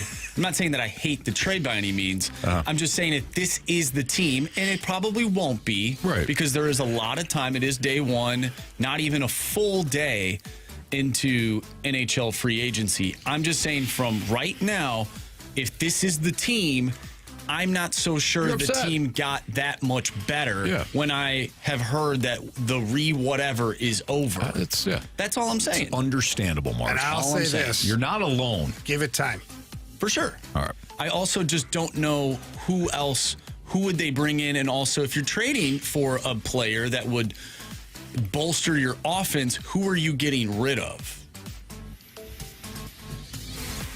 From our team? From the Blues. Oh, I think it's easy to figure out who you're trading. But are you getting somebody? You can trade those people, but are you getting a significant return? No, but I think the whole league is telling you right now, the whole league is telling you that this is a thin year. For sure. Because there's so many teams that are making nothing but little minor moves right now. Absolutely. Like nobody's taking the sledgehammer out and going to sign a superstar. Mitch Marner was the only thing available. Well, Sam Bennett, all those could be, but they never hit the market. Absolutely. And even Mitch Marner didn't even technically hit the market. Vegas made a trade-ish with the Maple Leafs to acquire Mitch Marner. So then, if you're just sitting there with a pile of salary cap, you don't just go and panic. And I think I think that's where I'm at with Army is Army traded Bolduc for an upgrade on defense, where he saw a 22-year-old defenseman that could still be here 6 to 7 years from now, playing 20 to 25 minutes a game alongside Broberg. Who knows where Parayko is at that point in his career? You got Lindstein coming in. You've got Fisher coming. Like, you've got a lot of guys where this team for the next 10 years now could be set on the blue line. Whereas Zack Bolduc, as much as I love him, scored 19 goals. You didn't have Snuggerud at all last year, 7 games. So people were talking about this. They're saying Jimmy Snuggerud, he could replace Jordan Kyrou. That's how crazy people were talking, okay? Why can't Snuggie just replace Bolduc? You know what's interesting? Like, we said Kyrou, he's a 70-point player. You just mentioned Snuggie only playing 7 games. So did Logan Mailloux. They both played. I agree. but like the narrative is so much higher for Snuggie. Maybe because we saw him. Yeah, he's ours. You don't know. And Mailloux scored 4 points as a defenseman in 7 games. Yep. So I think we have to just be patient. But that's kind of my point is there are question marks that need to be answered this year. To me, it still sounds like you're not out of the whatever. That's kind of my point. I would disagree, but that's okay. Listen, Marsh, I understand. I agree with your. I can see why you are frustrated right now, not seeing what the picture, the full picture could look like this offseason.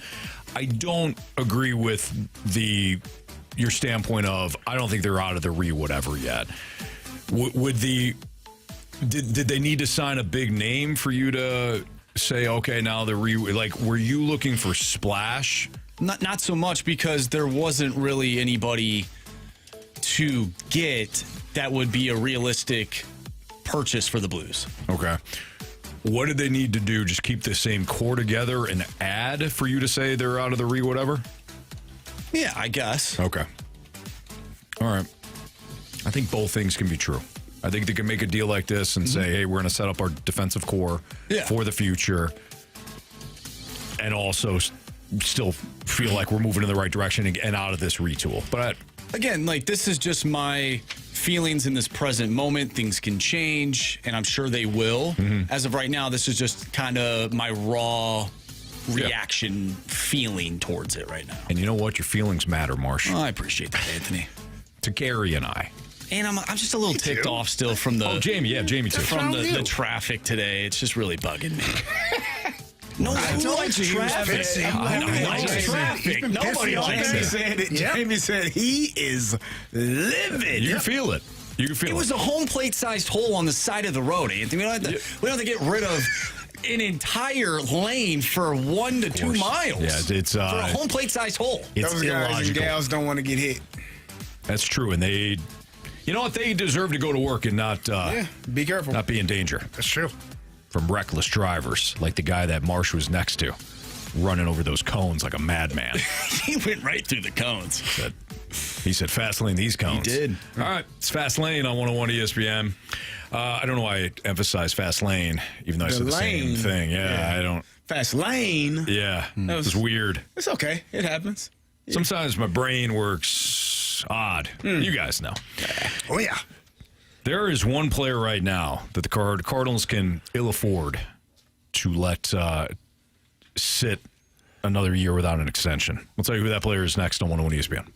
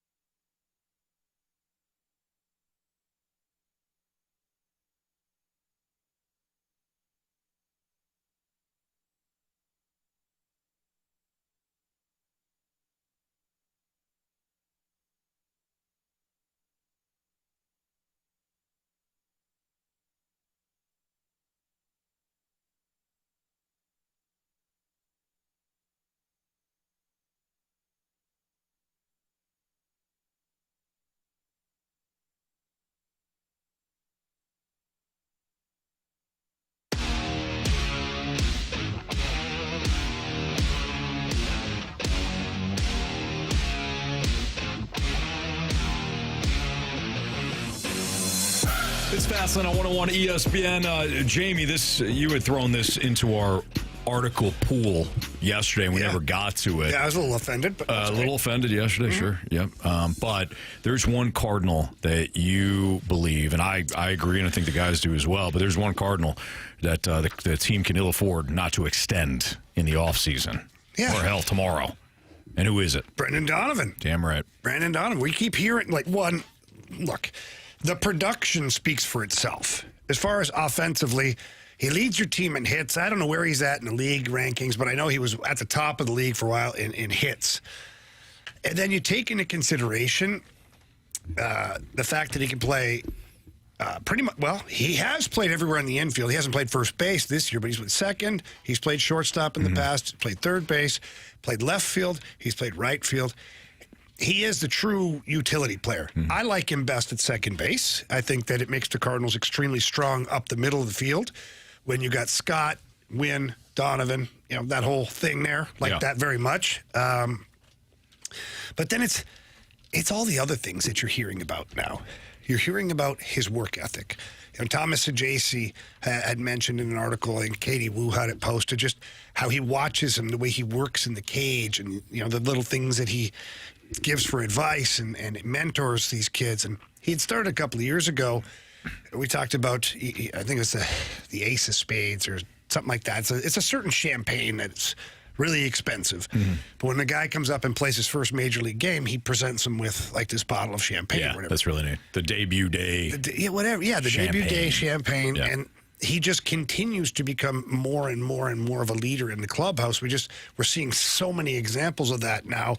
Lots of articles coming out recently about just what he is to the culture of this team. You can't let a guy like that go. What, are you going to go back to arbitration this year with him again and tell him you suck? You led our team in hits. You did everything we asked you. You're one of our leaders, but we have to sit here and bash you? No. Why bother doing that? Not with this guy at all. And Carey hated the idea before, and I get it. It was at the start of the season we were talking about, closer to the start of the season that we talked about it. But, and I don't know, Carey, have you changed your tone at all on this? I don't hate the idea. I just don't know if he still has years of arbitration yet. I don't know why there would be a rush. And this is not me speaking. Yeah. This is me as a front office, as an organization that clearly didn't want to spend money this year.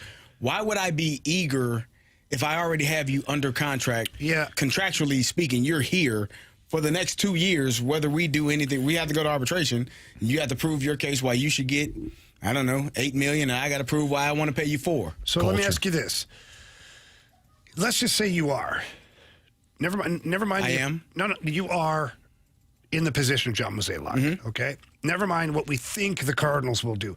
Let me just ask you, Carey Davis, if you're the GM or president of baseball operations, do you really want to sit across the table and try to throw the negative stuff at arguably what could be your culture guy for your team? I don't. But it's also business, and they clearly don't have an issue with doing that. They do it every year. They go to arbitration every single year with a player who they really enjoy and really like and love that how they perform, but at this number. And so it's not. And you talk yourself into it. It's business. It's not personal, and that's what you tell the player. And yes, and you understand this as a player. People get pissed off. Becomes personal, though. They get pissed off. They always get upset because you're basically telling me I'm not good enough, yet you still want me to be a starter at this number. And so there are hard feelings that take place. I'm telling you, I don't know. So what number do you think he gets? Is it? I'm looking at second baseman right now, where Tommy Edman is getting $14 million a year.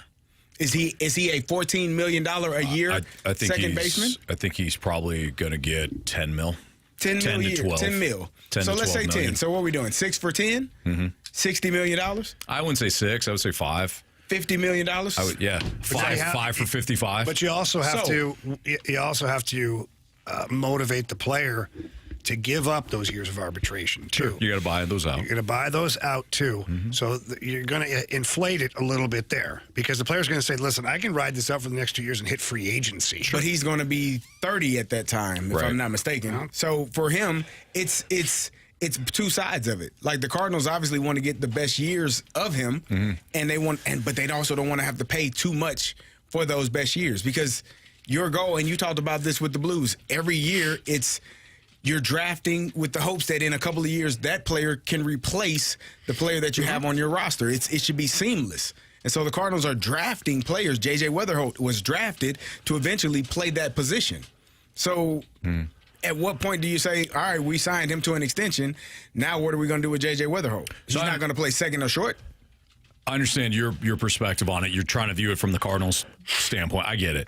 For me, if I'm the Cardinals, though, I'm not going to just completely focus on the dollar amount and not understand the value. The value of having Brendan Donovan in my clubhouse, guy that can play multiple positions. And Carey, I think you agree with this. I agree 100%. Yeah, guy that's going to play multiple. Guy that's going to play multiple positions. Background, and his background is a military family upbringing, the discipline, humility. He's a leader without seeking the attention. I mean, it seems like reporters like Katie Wu and Derek Gould almost have to try to extract stories, from Donovan to get him to talk about how he's a leader. I think that this is a win for your culture if you were to sign Brendan Donovan to an extension. The way that he influences young players and veterans alike, somebody that is self-made. This was not a top prospect. He kind of came out of nowhere. Had a great spring training a couple years ago. They kept him, and he has never gone back. He is the anti-diva that that Major League Baseball needs more of. He's the perfect Cardinal. He's the perfect bleeping Cardinal. 5 years, $55 million, and we celebrate. And we pop that champagne on the spades. I would be happy anywhere right, between TD? 55 and 65 total. I don't care. Yeah. Somewhere in there, the player stays happy. The team feels like they kind of got a bit of a deal. Mm-hmm.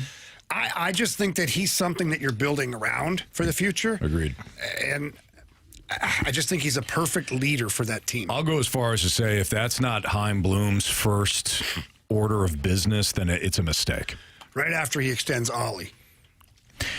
I've said my piece. All right, the Gauntlet. He's right. The Gauntlet is next. Repeat winner. Yeah. Third round here. Darren. Come on, boys. Let's focus. Gauntlet next on 101 ESPN.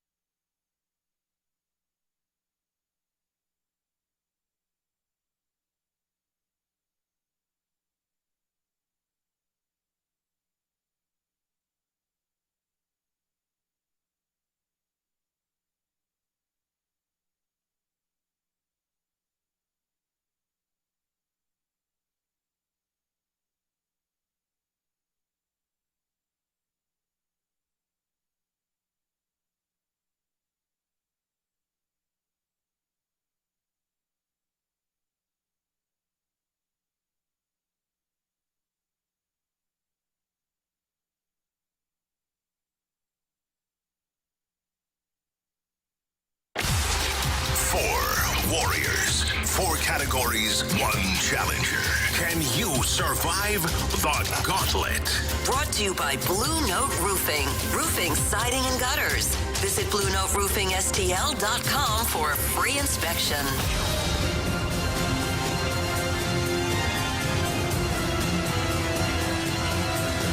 It's Fastlane on 101 ESPN with Andrew Marsh, Carey Davis, and Jamie Rivers. I'm Anthony Stalter. 404, your time check brought to you by Clarkson Jewelers, an officially licensed Rolex jeweler. We welcome back for a third consecutive show, Darren. What's up, Darren? Hey, Anthony, how you doing? Not great after you beat me yesterday, but you know, you're a nice guy, so I appreciate you coming back. I appreciate you. Okay. Thank you. All right, Darren. So you're left with now Marsh or Jamie Rivers? Marsh or Jamie Rivers? Either way, if the wheel is mad at me and it goes hockey, I'm kind of doomed. I'm scared of Jamie. Don't like Marsh in any category either. But I think I just gotta go with Jamie here. All right. Good luck, Darren. Jamie Rivers. Thanks, guys. Jamie Barry Rivers. We should do Jamie Barry. Oh, my goodness. Sounds good to me. All right. Jamie Barry Rivers heading to the cone of silence right now. Darren, go ahead and tell Marsh to spin that wheel. Marsh, spin that wheel, please. You know, Darren, I think you made the right choice. Either way, no matter how this ends, because Marsh has been ticked off all day. So I heard that, yeah. Yeah, I think you made the right call. Now, I don't know what the wheel spun, but so the wheel today spun football. Oh, well, Darren, you went 4 for 4 yesterday in foosball. So. And Jamie is 2 for 2 in football this year. Oh, 2 for 2 or 2 and 2? I'm sorry, 2 and 2. 2 and 2. 2 wins, 2 losses. Okay, got it. All right. So he hasn't played football a lot. I don't feel like the wheel has spun much football. Thank you, Marshall. Didn't Jackson say he wrote the football questions today? I think he did. He did. He may have. Lucky you, Jackson. Look at you. Okay, so Darren. He's proud of him, too. He was proud of these? He was. Okay. All right, Darren. 4 football-related questions to you, all worth 2 points, unless you ask for the options. If you ask for the options, those questions become worth 1 point. Are you ready? Yep. Okay. Hello? Darren, are you ready? Yes. Okay. Question 1. Which NFL stadium has the largest capacity? Which NFL stadium has the largest capacity? I'm thinking that would be Dallas.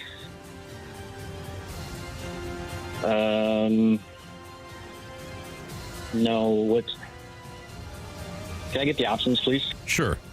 Do you guys mind if I say what the team is with these? Or do you guys just do you think you guys should just go stadium? Just do what the paper says. Okay, wow, sorry, Darren. Me personally. Mm-hmm. Carey and Marsh, a little tough today. All right. MetLife Stadium, AT&T Stadium, or SoFi Stadium?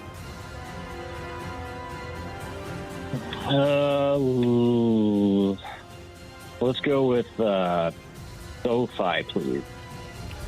Final answer? Final answer.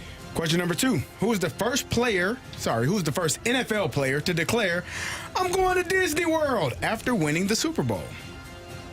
Oh, my gosh. Can I get a year? I can give you an option. I'll give you 3 options. Yeah, give me the options, please. Was it Terry Bradshaw, Phil Simms, or Joe Montana? Oh. Tinkle or Einhorn. Let's go with Phil Simms, please. Final answer? Final answer. Sorry. Question number 3. Who was the last team to have a winless regular season record?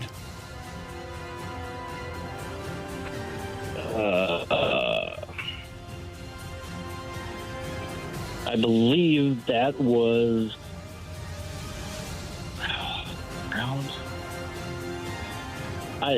If it's about something bad, it has to be the Browns, so I'm just going to go with the Browns. Final answer? Final answer. Can't tell if you're right or not, but just a sound strategy all the way around, Darren. That's hilarious to me. All right.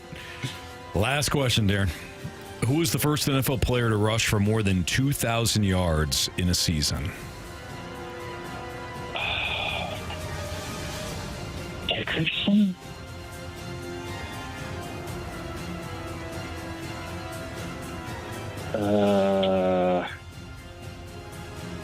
Shoot.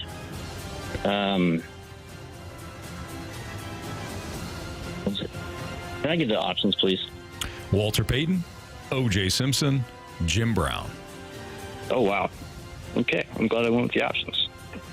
I'm just going to take a stab at it and say O.J. Oh, Darren. See what I did there? No? Nothing? Yeah, absolutely. Yes. Yeah. All right. Darren, how you feeling? Oh, not great. All right. That's... All right.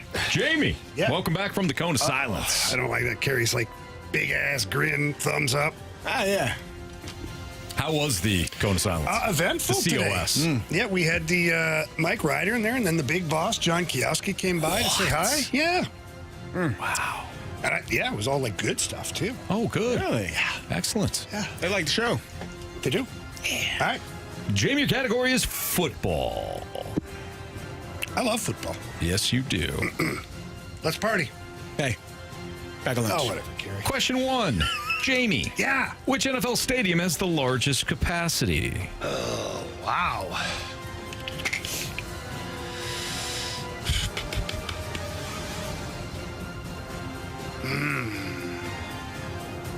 Options. MetLife Stadium, AT&T Stadium, SoFi I think it's Stadium. SoFi Stadium. Final answer. Question number 2. Who was the first NFL player to declare, I'm going to Disney World after winning the Super Bowl? Options. Phil Simms, Joe Montana, or Terry Bradshaw?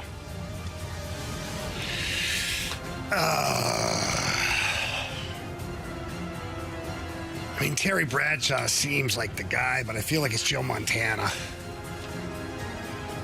Phil Simms, I don't know about that guy. I feel like it'd have to be somebody who won it more than once. I'm going to go Joe Montana. Final answer. Question number 3. Who was the last team to have a winless regular season record? I think it was the Detroit Lions. Or was it Cleveland?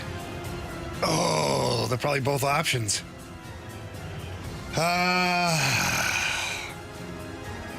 Detroit Lions, final answer.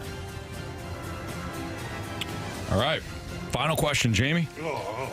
Who was the first NFL player to rush for more than 2,000 yards in a season? The first. I have some ideas. Go ahead with the options, please. Walter Payton, O.J. Simpson, Jim Brown.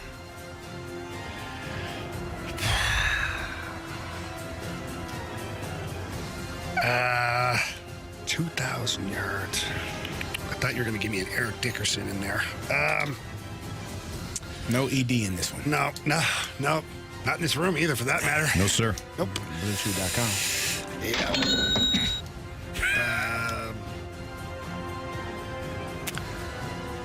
I'm going to say Walter Payton. I still think it's O.J. Simpson, but...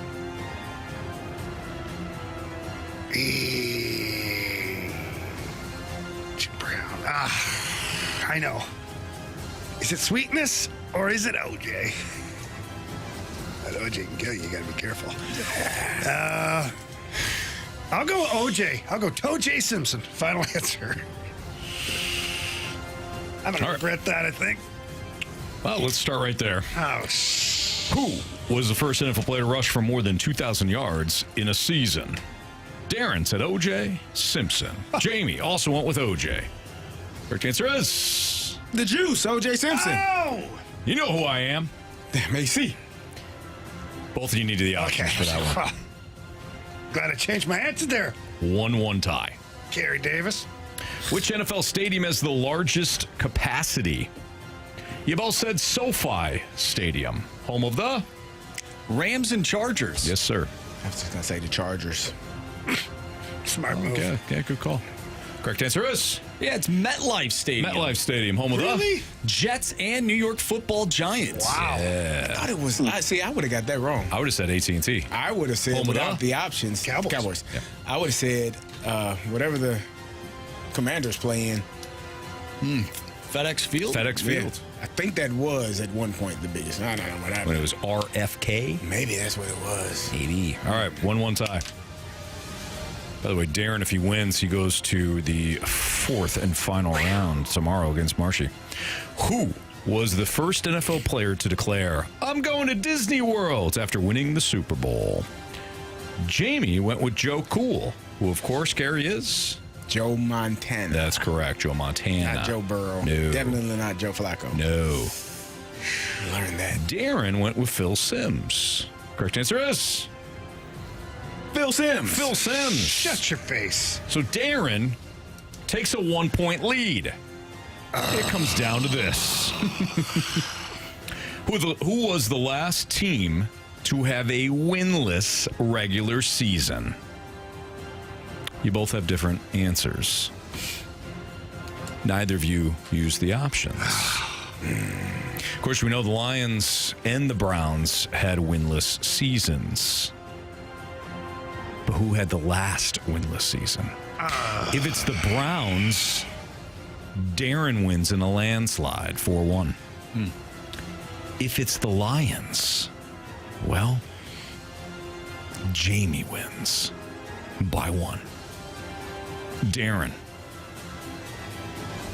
You have chosen wisely. Crap. It was the Cleveland Browns, 2017, coached by Hugh Jackson. Hugh Jackson. That's right, Hugh Jackson.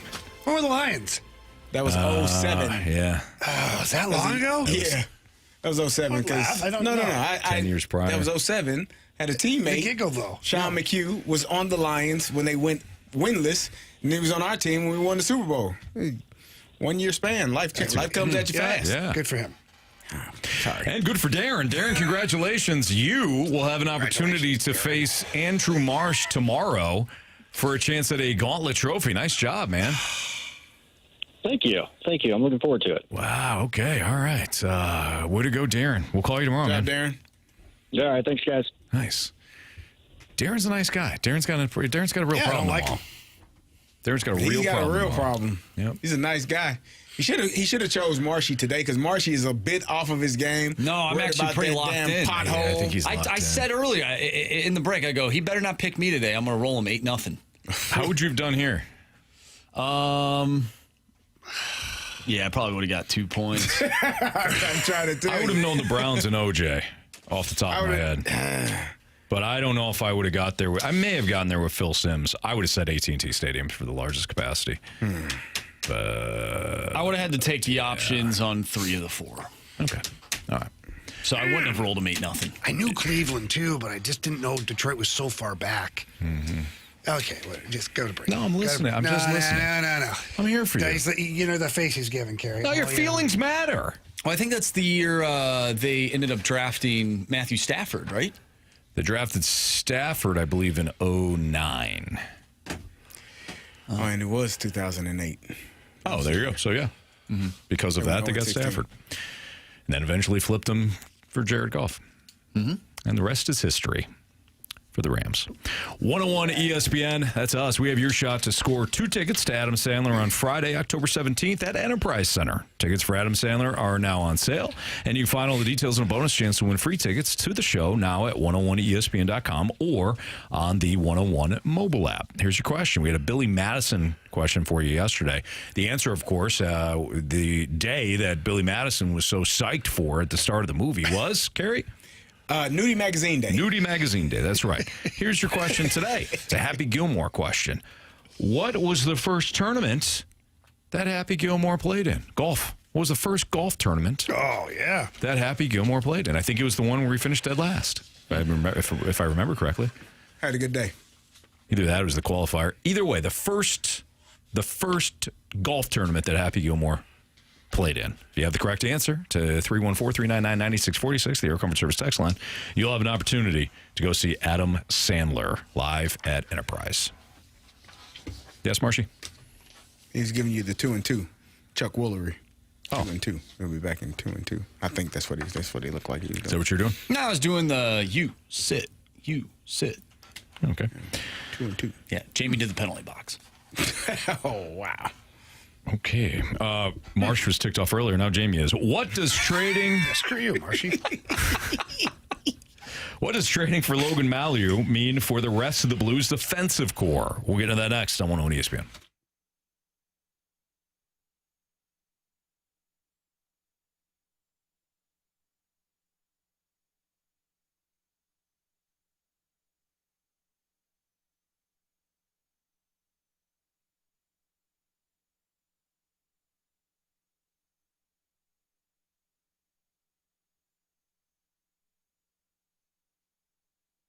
Hey, if you're planning a vacation this summer, why don't you make sure that your vehicle is up for the ride? At Auto Centers Nissan, they've got over 1,000 new and used vehicles all in one location, right off I-55 in Herculaneum, minutes from South County. No running around to 5 different lots. Just walk in, find what fits your family, and drive off. It's that easy, right? You got to pay for it, too.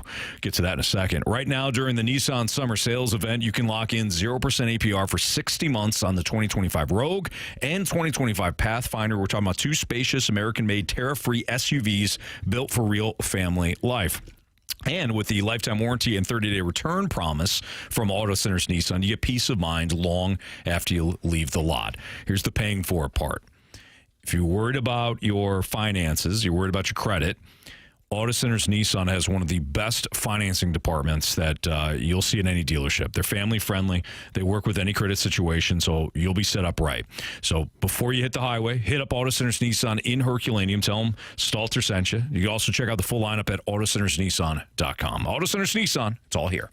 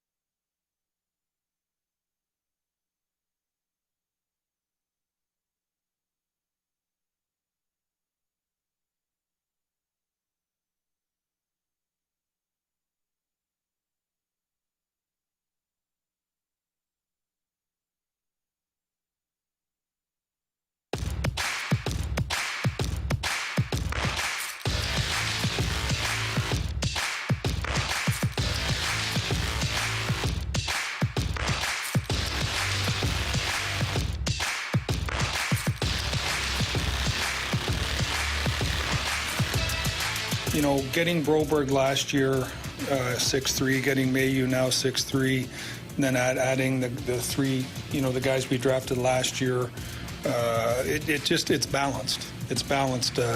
We have a young centerman, Dvorsky. Now, can we add more young centermen? Sure. Can we add another young goalie? Sure. But it's not, that doesn't happen overnight. And I think we've been able to revamp the outlook of our D from a year ago to today, just with the additions of Broberg and Mailloux, and we'll continue to see how we can improve our team. That was Doug Armstrong earlier today at his media availability. With Andrew Marsh, Carey Davis, I'm Anthony Stalter. Jamie, you okay? No, I'm in the wrong spot. We have rules you here. want to take your mic muff or no? You good? He don't care. He's just spit right into that microphone. He's going to pop his peas on that mic. All right. Jamie. All right, talk to you guys. He's staring into the corner. He is staring into the corner right now. It's so frustrating being over there. It really is. It is like a demotion. Like you are relegated. You don't feel like you're part of the show. You feel so bad. You just want the time to go by quicker. It really does suck over there. It's like one of the worst punishments you can have to do a segment over there. It's terrible. The mic doesn't work well. You can't hear yourself. Yeah. No, I can't hear crap over there. It's weird because it's not that big of a deal until you experience it. I get that chair with the arms, too. You don't realize how much it sucks. One arm is lower than the other. Yeah. This is awful. Jamie. Yeah, I don't want to talk about hockey right now. Yes, you do. What does trading for Logan Mailloux mean for the rest of the Blues defensive core? Well, as the mic drops. Not the kind of mic drop you want. Nope. Son of a batch of biscuits. From a positive standpoint, you've added a really good young defenseman, 22 years of age, 6'3", 215, skates well. Watching some of his highlights in the American League, he handles the puck well. Great mobility as well. Carey, you going to be okay? Yeah, I'm trying to give you space. You going to be okay? What are you doing? I don't know. I just want to fight with somebody right now. He does. He's ticked. You can tell. I'm trying to make sure you can be seen. Huh? Yeah. I don't want to be seen. Anyways, you've certainly upgraded your depth at that position. Now, you've also created a logjam for your team because with Matthew Kessel, Tyler Tucker, Broberg, Mailloux, Leddy, Falk, Fowler, Parayko, that's 8 one-way contracts that you've got. That's a lot. Yeah, it's more than what you want. Can you go into the season with 8 guys on your roster back there? Yes. Yeah, you can. Of course you can. But that would mean that either Logan Mailloux isn't playing, Matthew Kessel isn't playing, Tyler Tucker isn't playing, Nick Leddy or Justin Falk, because I don't see any world where you're healthy scratching Broberg, Fowler, or Parayko. Mm-hmm. Just don't. And quite honestly, you've traded a valuable asset in Zack Bolduc for Logan Mailloux. You're probably not going to mess with him. You're probably, in my opinion, I think the Blues are like, okay, he's NHL ready at this point. He's going to get his chance to play. So ultimately, it comes down to Kessel, Leddy, and Falk, because I think Tyler Tucker, if nothing else, what he did last year has proved to you that he should be an everyday NHLer. So Army's got some work to do. What that work is, I don't know. Is it a dogfight in training camp between those guys? Is it, Army moving on from one of the contracts? I think we've discussed it before that Justin Falk and Nick Leddy, they had no trade clauses.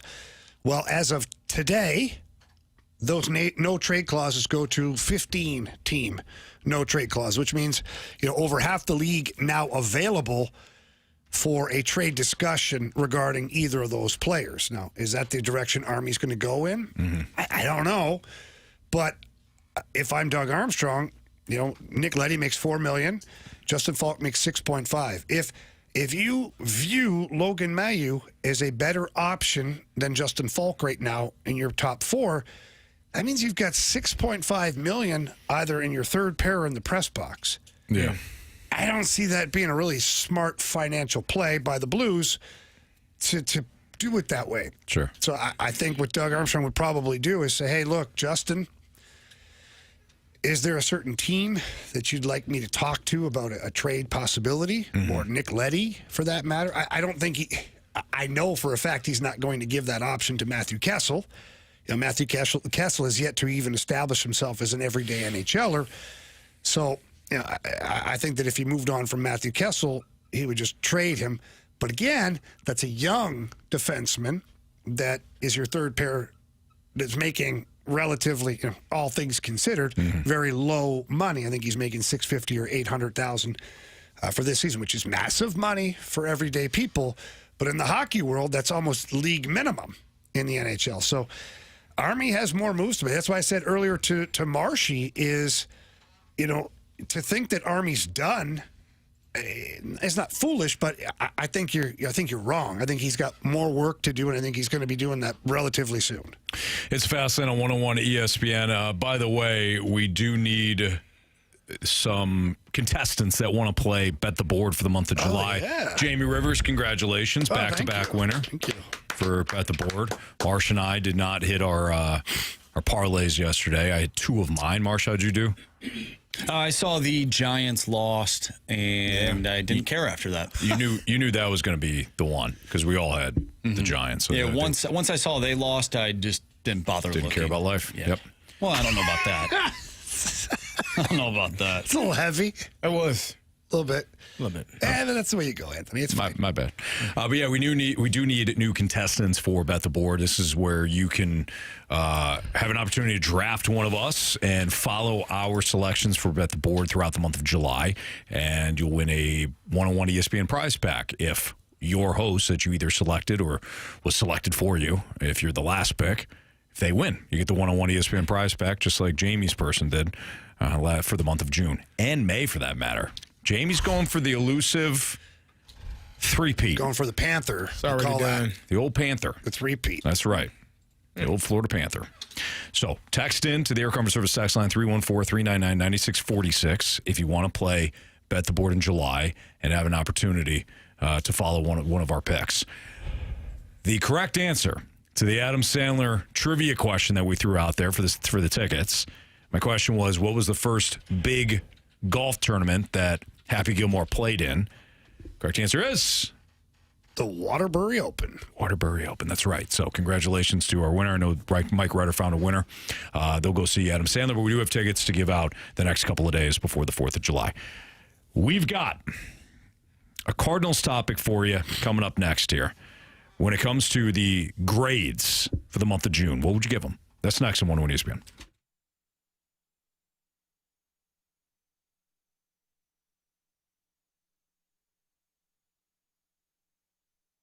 Hey, you can go yard all baseball season long with my friends at Underdog. Underdog's Champions game, a lot of fun to play.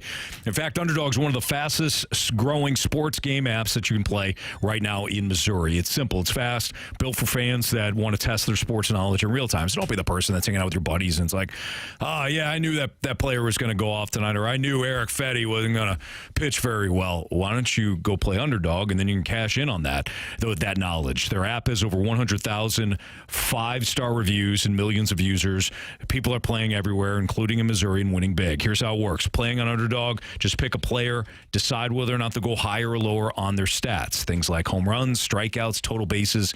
You hear us play Bet the Board all the time. You get the idea. Total bases is usually set at either 1.5 or 2.5, depending on the star player. Just choose higher or lower on a certain player that you like or dislike. And if your entry is correct, you can win up to 1,000 times your money. That means you could turn a single dollar into 1,000 just by getting a few picks right. Download the Underdog app, sign up with my promo code Anthony to unlock a special offer of up to $1,000 in bonus cash when you make your first deposit. Again, that promo code is Anthony. Must be 18 plus and present in Missouri. Terms apply. See underdogfantasy.com/web/deposit-match-terms. Concerned with your play, call 1-800-GAMBLER or visit www.ncpgambling.org.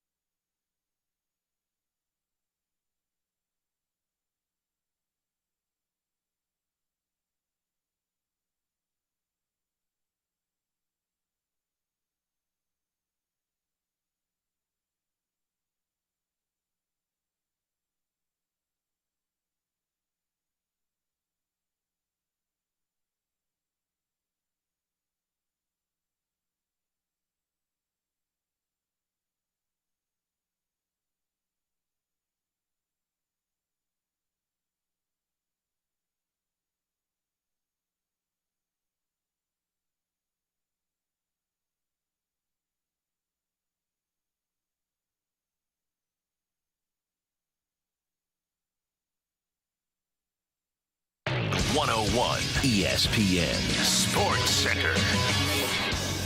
I'm Andrew Marsh. It's time for a Sports Center update driven by Johnny Londoff Chevrolet and Johnny Londoff Autoplex. The Blues trade Zack Bolduc earlier today to the Montreal Canadiens for right-handed defenseman Logan Mailloux.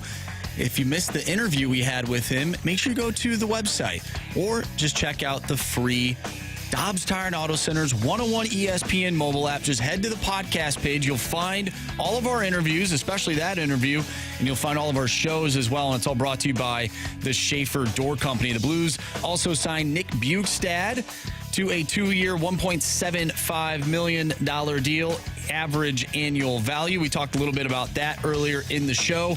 Also, we talked about Erick Fedde's performance last night for the Cardinals as they fell to the Pittsburgh Pirates.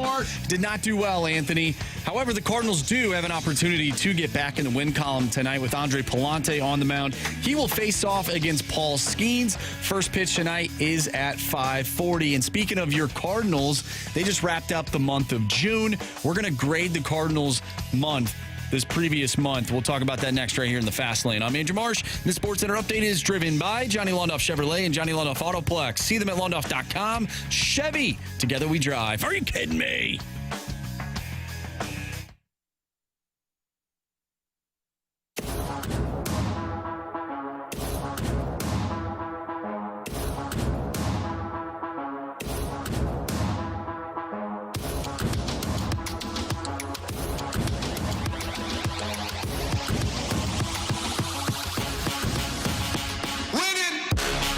Fastlane on 101 ESPN.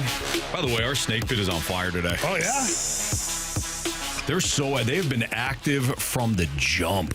There's a couple of people that have like crowns next to them. Yeah, I saw that. Yeah. What's going on with that? I don't know. They got like number 1, number 2. Yeah, I don't know what that is. Maybe it's by interaction.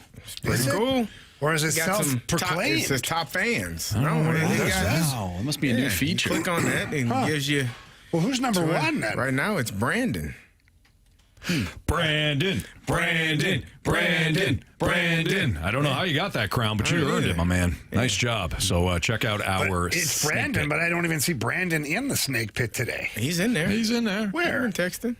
Gators, number 3, just said crown me. Yeah. I see that, but I still don't see Brandon. And Jeremy, number 2. Brandon is, he's texted earlier. Yeah, but does he have the number 1? Yeah, right there. See, all you got to do is go to the crown, and then it gives you the... Oh. And then, Totally is right there at 5. Nice Billy job. is 4. Oh, we got a leaderboard, guys. Yeah, got a leaderboard. Billy got the ILL. Okay. Trying to soften us up. I guess so. At least Carey.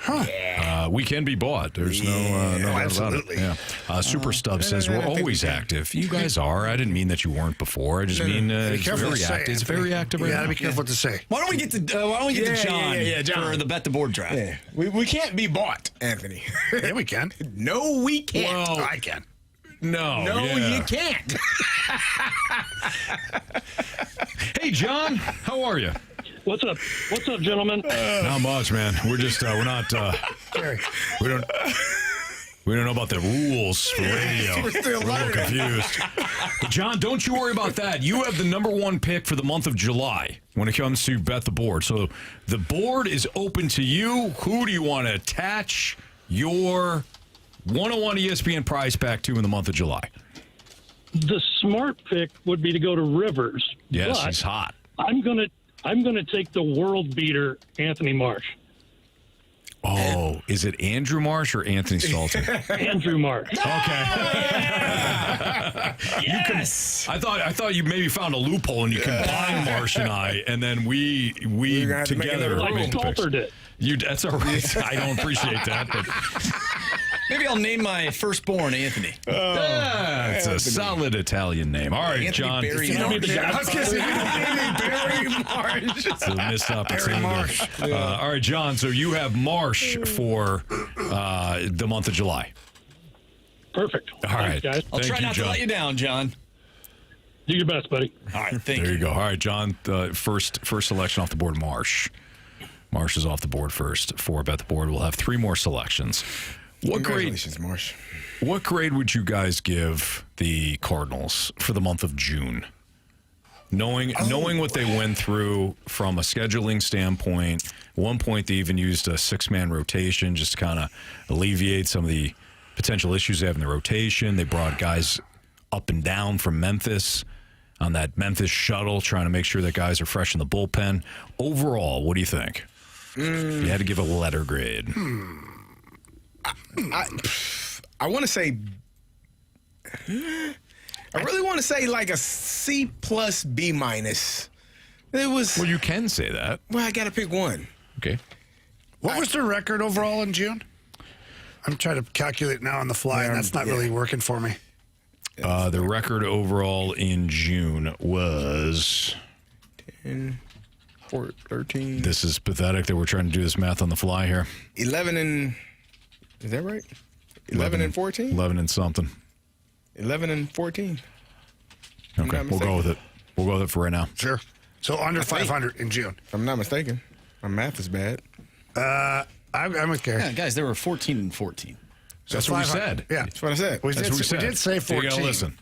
Marsh. So 500 we know in you're June. doing a whole bunch of stuff over there. 14 and 14. You got to pay attention. He's not listening. Go. I can't tell if you're being serious right now because I you weren't listening. did miss a few words there, but I don't believe you. Said 11 plus 3. We said 11 plus 3 and 14. That's what we said. All right, so, 500 ball. Yeah, C plus.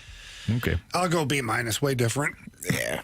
All right. Do you want to expand on your thoughts? So, or C plus, you had a 1, 2, 3, 4, 5, not really. 6-game losing streak in the middle there. You C plus, it would be a B minus if you won 3 out of 4 versus the Cubs.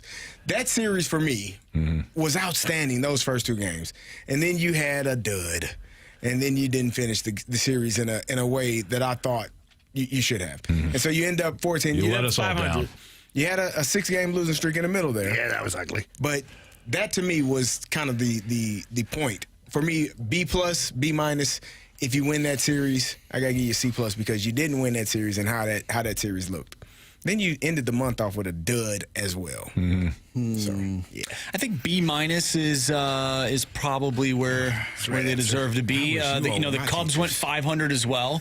However, the Brewers did not. The Brewers went 16 and 9, so the Brewers did gain ground in the month of June. So, but to where they were at the beginning of the month to where they are now, or how they finished the month off, I think you have to give them credit for not completely folding when they absolutely could have. And I think if you look at this team last year, 2 years ago, they do fold in the month of June, but this team did not. I think you got to give them some credit for managing a very difficult stretch of games in the middle of June. Here comes the ribbon giver. But I will say, you were 28th. Participation trophies. You know I'm not. You know I'm not that. That hurts more than you don't know ball. You know I don't hand out participation trophies. You know it. You're doing it right now. You've seen my playbook for first graders in flag football. It's way too complicated. Dial it back a little bit. You told me to dial it back. I had 80 plays. He says way too much. He had a laminated card. Like that laminated cards. Yeah. You know I'm not it. I do that to win. Okay? All right. 17th offensively in WRC Plus for the month of June. 17th, so slightly below average. Your relief pitching, 9th in the ERA. 9th. So, very good. Venture to guess where your starting pitching was in June from an ERA standpoint. 30 teams. 24. 26. 26. Marshy? I will say 22nd. Jamie's the winner. 28th. Oh, my. Jamie was closest to the pin. 28th in ERA for starting pitching. What does that get you? Average June. I give him a C plus. I'll give him the plus because of the. Off. I'll give him the C plus because of the managing of the schedule. Yeah, I mean, I go B minus because I think that for the Cardinals to have bounced back the way they did, so they had that 6-game skid, but then they also put together a nice little winning streak as well, mixed in there. So, and you also had some people step up a little bit too, because you've had some guys out that were banged up, some injuries, guys moved around the field a little bit. Yeah, so I go with a B minus. I think that you proved that you can continue to win games, and you proved that your group is resilient because, they lost 6 in a row, won one, then lost another one, then put together a little bit of a streak. B minus for me on this one. Marsh, what's your grade? You gave him a B minus. Oh, did you? Yeah, you weren't listening. You're calling me out for not listening, and you weren't even listening. That's unreal. When did you give out that? Like 5 minutes ago. Yeah, right after I gave it. Right after I did mine, it was boom, boom, boom. I was looking up stats. Yeah, he was. I said, I wish they were my teachers growing up. They're talking about me. This is a stats-oriented program. Mm-hmm. Yeah, we don't believe in those stats. Marsh, before we go to break, do you want to give your grade? Yeah, I actually gave him a C+. The pitching, the starting pitching ERA was 28th. But I do give him credit for the schedule, how they were able to manage the schedule. I'll give him a C+. You and I are on the same page. Marsh, I want to tell you guys something. I saw something online earlier today or yesterday. It was Nick Saban talking about Derek Henry. There's a story about Derek Henry. Was it? Yeah. You know why Derek Henry played well at Alabama, right? Because legends never die. You know what I mean? All right, we good? Yeah, I think so. Okay. We're good to go. Biggest question of the day. Coming up next. It's Marcy's blues great. related. It's blues related. It's next on 101 ESPN.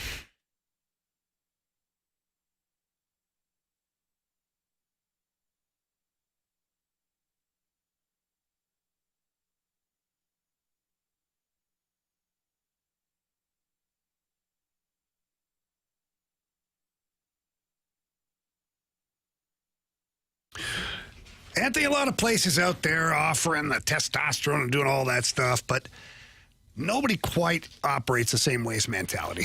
And what I mean by that is just the courteous staff that when you go in there, and you've been in there, Anthony goes to the South County location most of the time, me, Chesterfield, and it is the same crew that goes back and forth from each location. And it just, you walk in and you feel comfortable right away. And for me, I didn't know, no idea what's going on. I was tired, I was grumpy, all those things, frustrated, irritable.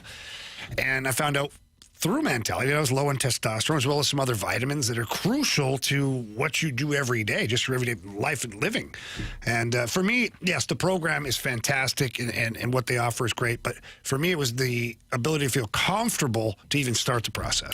Well, that's the thing, right? A lot of guys feel maybe intimidated or, I don't want to do it, or, you know what, I'll try all these different things. Stop wasting your money on things that don't work. Head down to Mentality. Tell them Jamie and Anthony sent you down there. Like Jamie said, there's 2 locations, Chesterfield or South County, and they rotate days. It's the same group of fantastic physicians that work there, but it's the same group. Like Jamie said, you could go in there, you feel like it's kind of a clubhouse environment, and that, all the guys are in there trying to do the same thing, which is to feel healthier, to get that motivation back, to have higher energy, to make sure that you go throughout the course of the week, and after you mow the lawn on a weekend, you still have enough energy to play with the kids in the yard. I mean, this is something to get yourself back on track. So stop chasing that, feeling, and actually do something about it.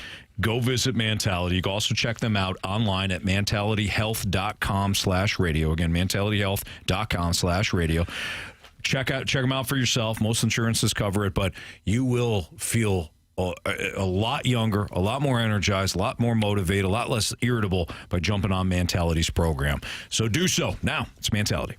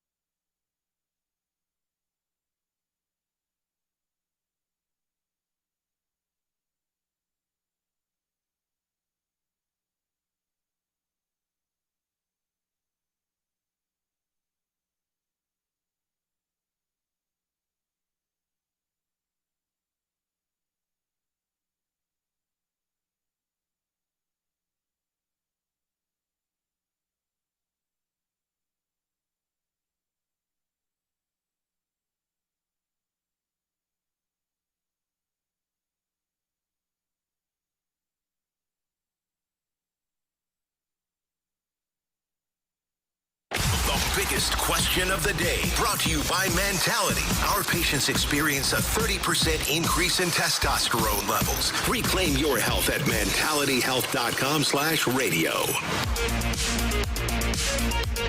Before we get to the biggest question of the day, let's check in with Jake, who is the second overall pick in the July Bet the Board. What's up, Jake? What's up? How are you guys doing today? Man, we're doing great. We appreciate you listening. Thanks for playing. So John already took Marsh. So Marsh is off the board, but you have Carey, Jamie, and me for July. Who would you like?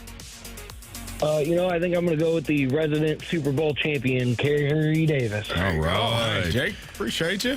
Carey Davis is now off the board. Jake, good luck, man. Thank you. I appreciate it. You guys have a good rest of your day and have a safe, happy 4th of July. Yeah, you too, Jake. Appreciate you. Thanks, man. You're welcome. Have a good day. See ya. All right, Jake with Carey for Bet the Board in July. So Marsh is off the board. Jake is off the board. The man who's going for three in a row, still available. All right, Marsh. Yes. What is the biggest question today? So we got a text earlier today from 636. I don't mind the move, but I don't believe that this or any potential move out there today would make the Blues 5% better than they were last year. So the biggest question of the day is, did the Blues get 5% better today? Let me ask you this. Do you think Logan Mailloux is 5% better than Justin Falk? I think 5% better than Nick Leddy? I think he could be. There's your 5%. Next question. Oh, but what about the loss of Zack Bolduc? Jimmy Snuggerud going to take that spot. How much are you losing so that Jimmy Snuggerud has to make up? You know what I mean? Yeah, I get the question. Yeah. But no, there's no but here. Look, you gave up a really good player in Zack Bolduc, but you didn't give up a 60, 70, 80-point player yet. But you also don't know what you got completely yet in Logan Mailloux. He might be a 30, 40, 50-point defenseman. Could be. Could be a guy that plays north of 20 minutes a game. Could be the long-term partner for Philip Broberg, quite honestly. So it's tough to say right now because both players are so young, Bolduc and Mailloux. It's tough to say if you got 5% better or not because we don't know the outcome yet. And we also don't know if we got 5% better just by continuing to have young players like Jimmy Snuggerud, Jake Neighbors, Dylan Holloway. What's Jordan Kyrou got in store? He, in my opinion, he's coming off his best all-around season for the Blues yet. Now, next year, he's going to start on the same line with Dylan Holloway. He didn't start there last year. So those guys have a full runway of getting after it together for a full season. Does that give... Is Jordan Kyrou 1 or 2% better? Is Holloway 1 or 2% better? It's the way I look at it. Was there a drop-off? Did you lose percentage points because you lost Faksa and you replaced him with Bjugstad? I think it's a wash. I think overall, offensively, Bjugstad brings more to the table, so you would have improved. However, I don't know if he's as gritty and good defensively as Radek Faksa was. So to me, I'm just going to call that a wash. Joel Hofer's going to be better next year because, he's starting to hit to the point where the goaltenders are starting to hit their prime. He's getting close to that area where he's going to be a number one goalie. So does he help you a little bit? Sometimes it's not one particular move that gets you 5% better or 10% better. It's the aggregate of all of the different moves that happen that just move the needle slightly, and all of a sudden you're at that 5%. Don't you mow us. Don't you start talking about building in the aggregate. Sorry, guys. It's the all-encompassing moves, okay? Thank you. Those words. Much better. Forgot to use the basic words for you guys. Thank you. Jamie, any concern that the Blues lost maybe too much grit and physicality and toughness today? So we're... In Faksa and Bolduc? So, but Mailloux's coming in here, and you've added him. And he sounds like he wants to get after it pretty good. So... I don't know. I don't think so. They're not done either. I just don't think Army's done. So we'll see where it goes from here. But I think if nothing else, what we learned last year about grit and things like that is you can teach it. You can demand it. Zack Bolduc was never a physical player. Didn't play that way in junior, didn't play that way in the American League. All of a sudden he's running around, hitting people last year. Yeah.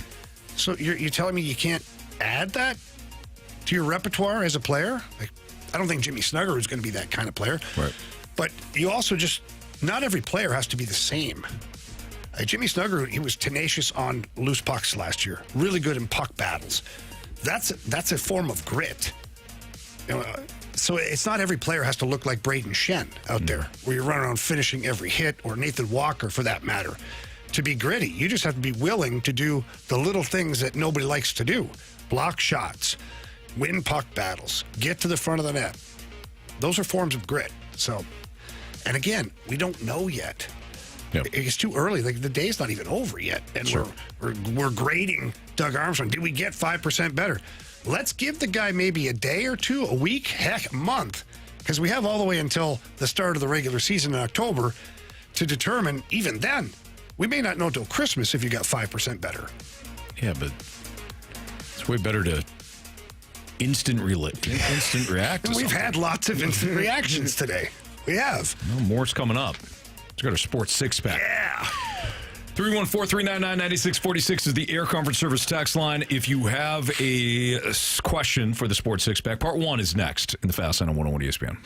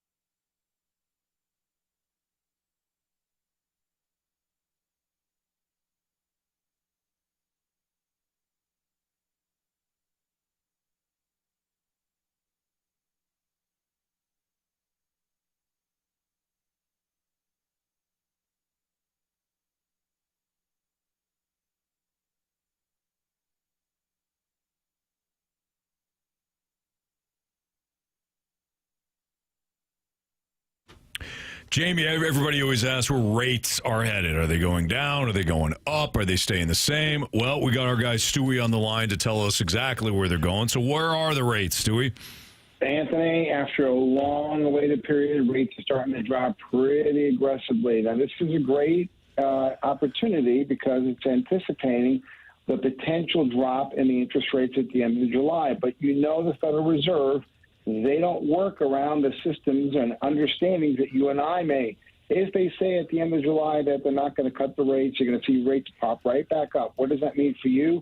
If you got a mortgage in the last 2 years or 3 years or so, refinance now. You have an opportunity to lower your rate, lower your payment. This morning I took an application. Somebody was in the sevens. They're saving $520 a month, free with the bagel loan. Take advantage now. If you're worried that rates are going to go down later, well, you know what? You can always do it again. There's no closing costs with the bagel loan. So grab it while you can. This thing can change overnight. Save the money, and then later on, you can even go down lower if it happens again. Yeah, that's exactly why we need to have all of our listeners give Stewie a call. You like saving money? I do, that's for sure. Heck, I'm going to probably text Stewie as soon as we're done here, see if I qualify for a refinance. Take advantage of that while you can, and call him on his personal cell phone number or text him 314-324-4440. Again, 314-324-4440. Don't wait, don't procrastinate. Call our guy Stewie. If you can't remember that number, Anthony, what can they do? Oh, you can always Google the bagel loan. Thanks, Stewie. Have a good day. Hey, guys. NMLS number 226715.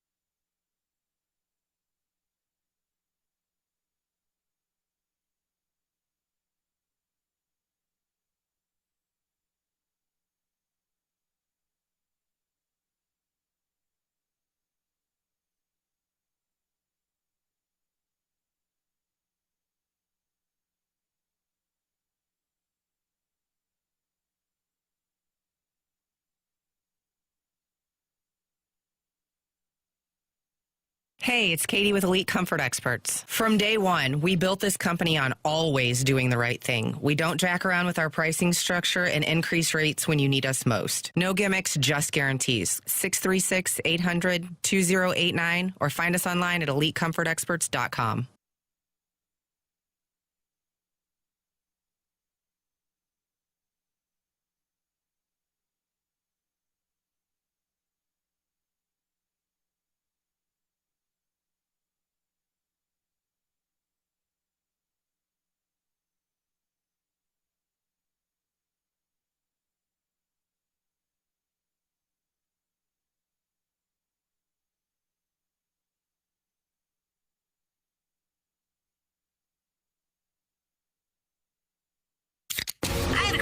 It's time for the Fast Lane to answer your sports questions. I want to ask you a bunch of questions, and I want to have them answered immediately. Asking me all these weird questions. Answer the question. Answer the question. Answer me! The Sports Six-Pack is refreshed by the Finnish Long Drink, Finland's best-kept secret. A sparkling citrus beverage made with real liquor. Visit thelongdrink.com. Must be 21 years of age or older. Drink responsibly.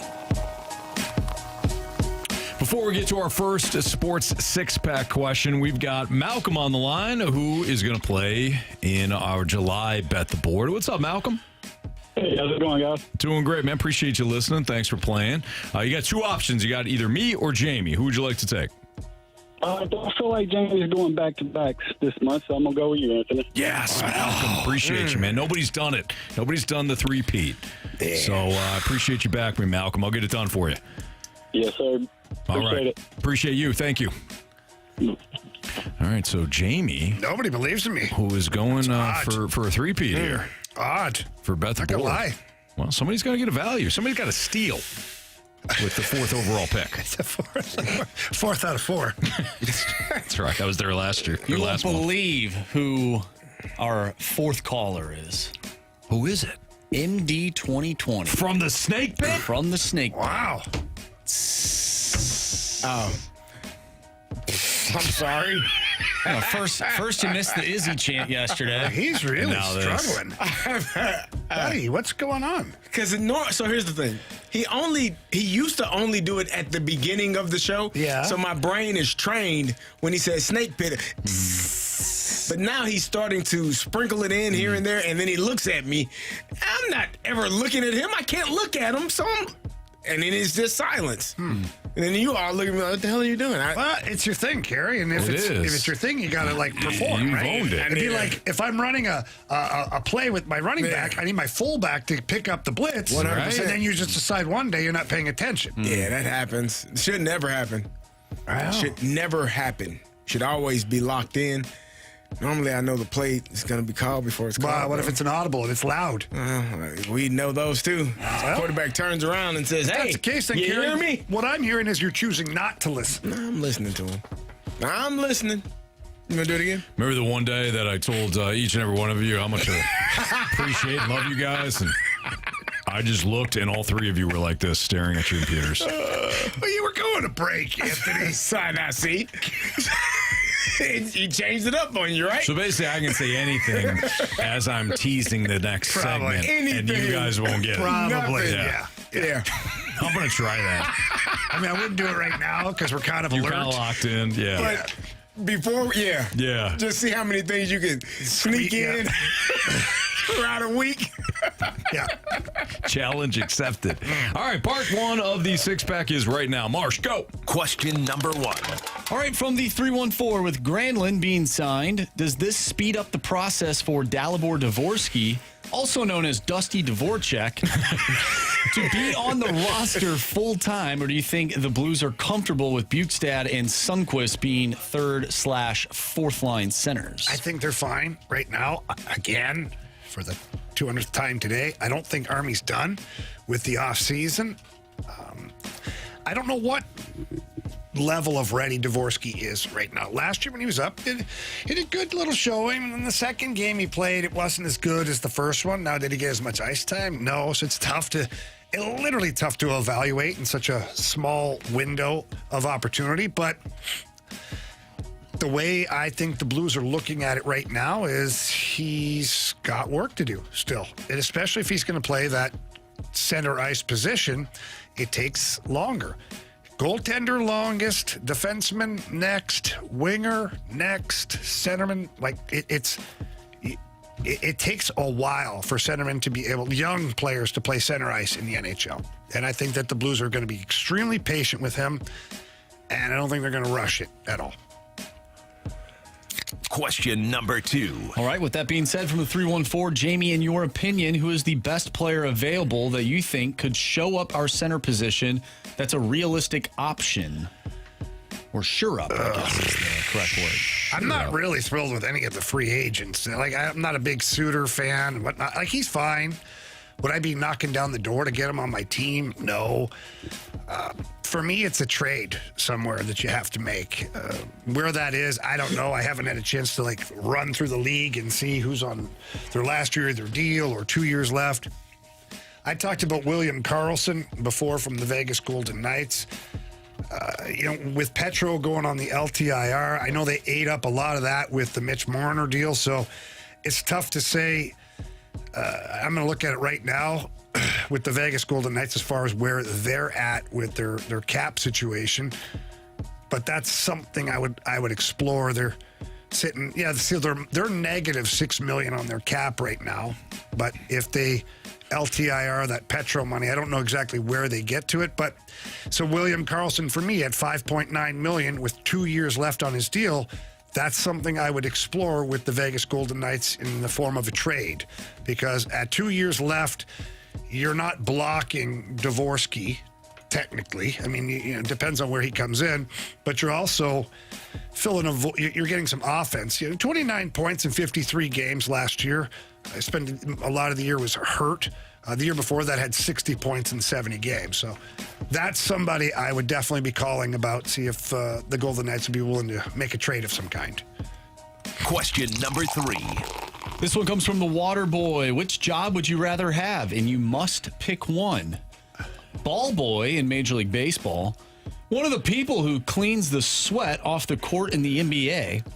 Or one of the people who cleans the ice during commercials in the NHL, or picking up the tee after a kickoff in the NFL. Oh, ball boy. I'll get the tee. What? That'd be a ball boy. Ball boy. Tee. Oh, ball boy. I think it's a beautiful night at the ballpark. Yeah. You're hanging out. You get to feel probably brown eat balls nachos while you're working. Bat boy, ball boy. Yeah. You get to see the wonderful crowd that's around you. Mm-hmm. In summer, you run out to get that tea. People are, when you fall over if you miss a ball. So don't miss a ball. Sports. You want to run out for the tee? Yeah. No, I'm good. Don't miss a ball. I could be all I have to do for sideline football passes is go run out and get the tee. I'm in. Then you got to remember to put the tee back where it needs to go, because worst thing is looking for that damn tee for a kickoff. And then the tee kid put it somewhere. Nobody knows where it is. Where's the tee? Anthony, I think you'd be perfect for that job, because I see in some of the college stadiums they have a dog just run out and grab it. So I think you're good. Dogs are incredibly fast and incredibly intelligent. Yeah. We'll take that as a compliment. Thank you, Jamie. And loyal, too. Like you. Can I add one?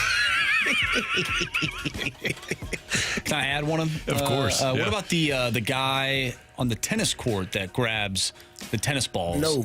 I don't need the guy that grabs the balls. You're in danger. You're in danger there. You see some of those kids? They get crushed. They take those balls right off the forehead. Yeah. I don't want a ball off the forehead. What video comes to mind is that kid who, he's trying to do the he was like Carey getting out of the studio really quick, back and forth. Yeah. Have you seen the video where he goes head first and smashes his head, neck goes back right into the wall. And he tries to be quiet because he didn't want to interrupt. Whoever servant looked back like, what the hell is going on? Like, what just happened back here? He's like, he's like, well, I don't know. By the way, who would want to be the person who wipes up the sweat off the floor? No. You got really good seats. You're right there. Nah, but I don't want to do that either. No. Nope. No, thank you. I don't like it at all. Not one bit. Ball boy it is. Yeah. Yeah. All right. On the answer. Give me a glove. It's Fastlane on 101 ESPN. Part 2 of the Sports Six-Pack is next.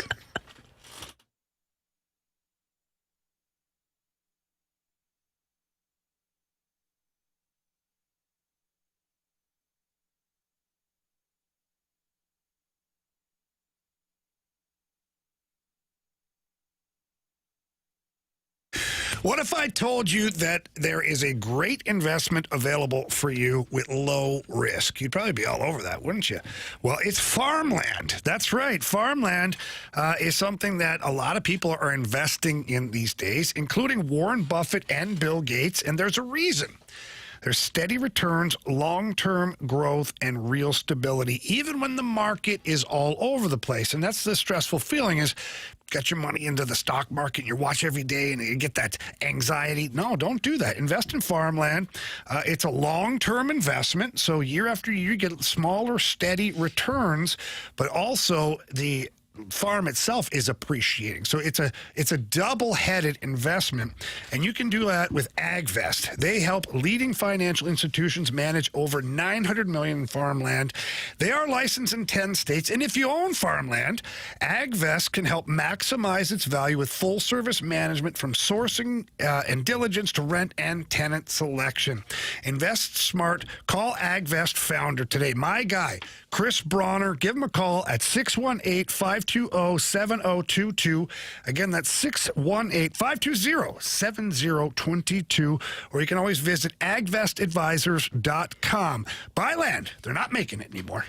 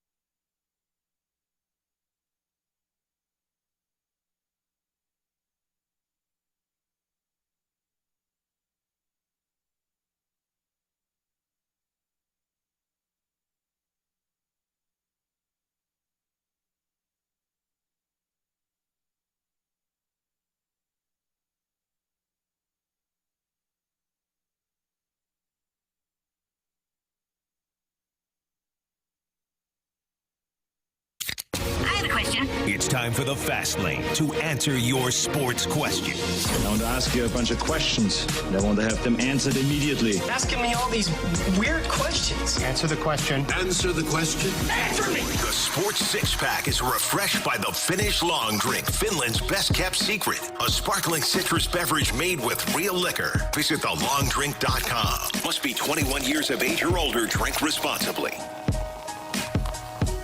All right, before we wrap up the Sports Six-Pack, let's wrap up Bet the Board, the draft for the month of July. So here's where we're standing right now. John had the first pick, and he took Andrew Marsh. Jake had the second pick. He took Carey. Last segment, Malcolm drafted me. which means our next contestant will be paired up with the man who just won back-to-back Bet the Board months. Yeah, get no respect for it. MD 2020 from the Snake Pit is now joining us to be paired with Jamie Rivers. What's up, MD?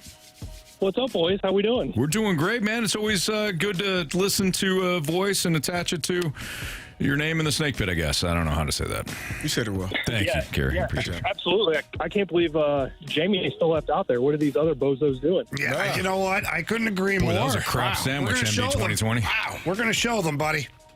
That's right. Yeah. All right, so MD 2020 is now paired up with Jamie Rivers. It sounds like you feel good about it because you just put us down in the process, which I appreciate it. It's hard not to feel great about it. Yes! All right, bud. Hey, we appreciate you being active in the Snake Pit daily. Thanks for listening to the show, and good luck with Jamie in the month of July. All right, thanks, boys. Love listening to you. I appreciate it. Thank you, MD. See you, buddy. See you. All right, there you have it, MD 2020 from the Snake Pit. I appreciate when, guys and gals from the Snake Pit either leave us a mic drop or participate. I think we've heard from the Water Boy. I think Bacon Wrapped Wiener played. Did he play in the Gauntlet or did he play Bet the Board? I believe somebody did. Got a lot of participation. We had Droid. Yep, Droid. Yep. Droid FX. Yep. Yeah. All right, Marshy, hit us with that question 4, please. Question number 4. All right, we had someone last week text in saying, hey, some people are recording the game. Yeah. I don't want it to be spoiled. We had a question from the 910. What's worse, getting a show or movie spoiled or a sporting event you recorded spoiled? I think, to me, it's a no-brainer. Go ahead. I think sporting event. Agreed. Because of the intensity of the moment. Like a movie, it is what it is. Like, so-and-so's the killer. Okay, fine. I can still watch the movie and enjoy it. Yeah. But if I sat there and I recorded like the Super Bowl or Game 7 of a playoff series and I'm foaming at the mouth, can't wait, I'm at some function I don't want to be at, I'm just looking at my watch the whole time, and then I jump in my car and they're like, the Panthers win in double overtime. I ain't watching now. Yeah. I'm not watching. I'll still watch the movie, but I'm not watching the sporting event. Yeah, because the drama leading up to it isn't the same. I completely agree. Yeah. Now, Carey disagrees, Carey but he's hates wrong. sports. Go ahead, Carey. For me, it's a TV show.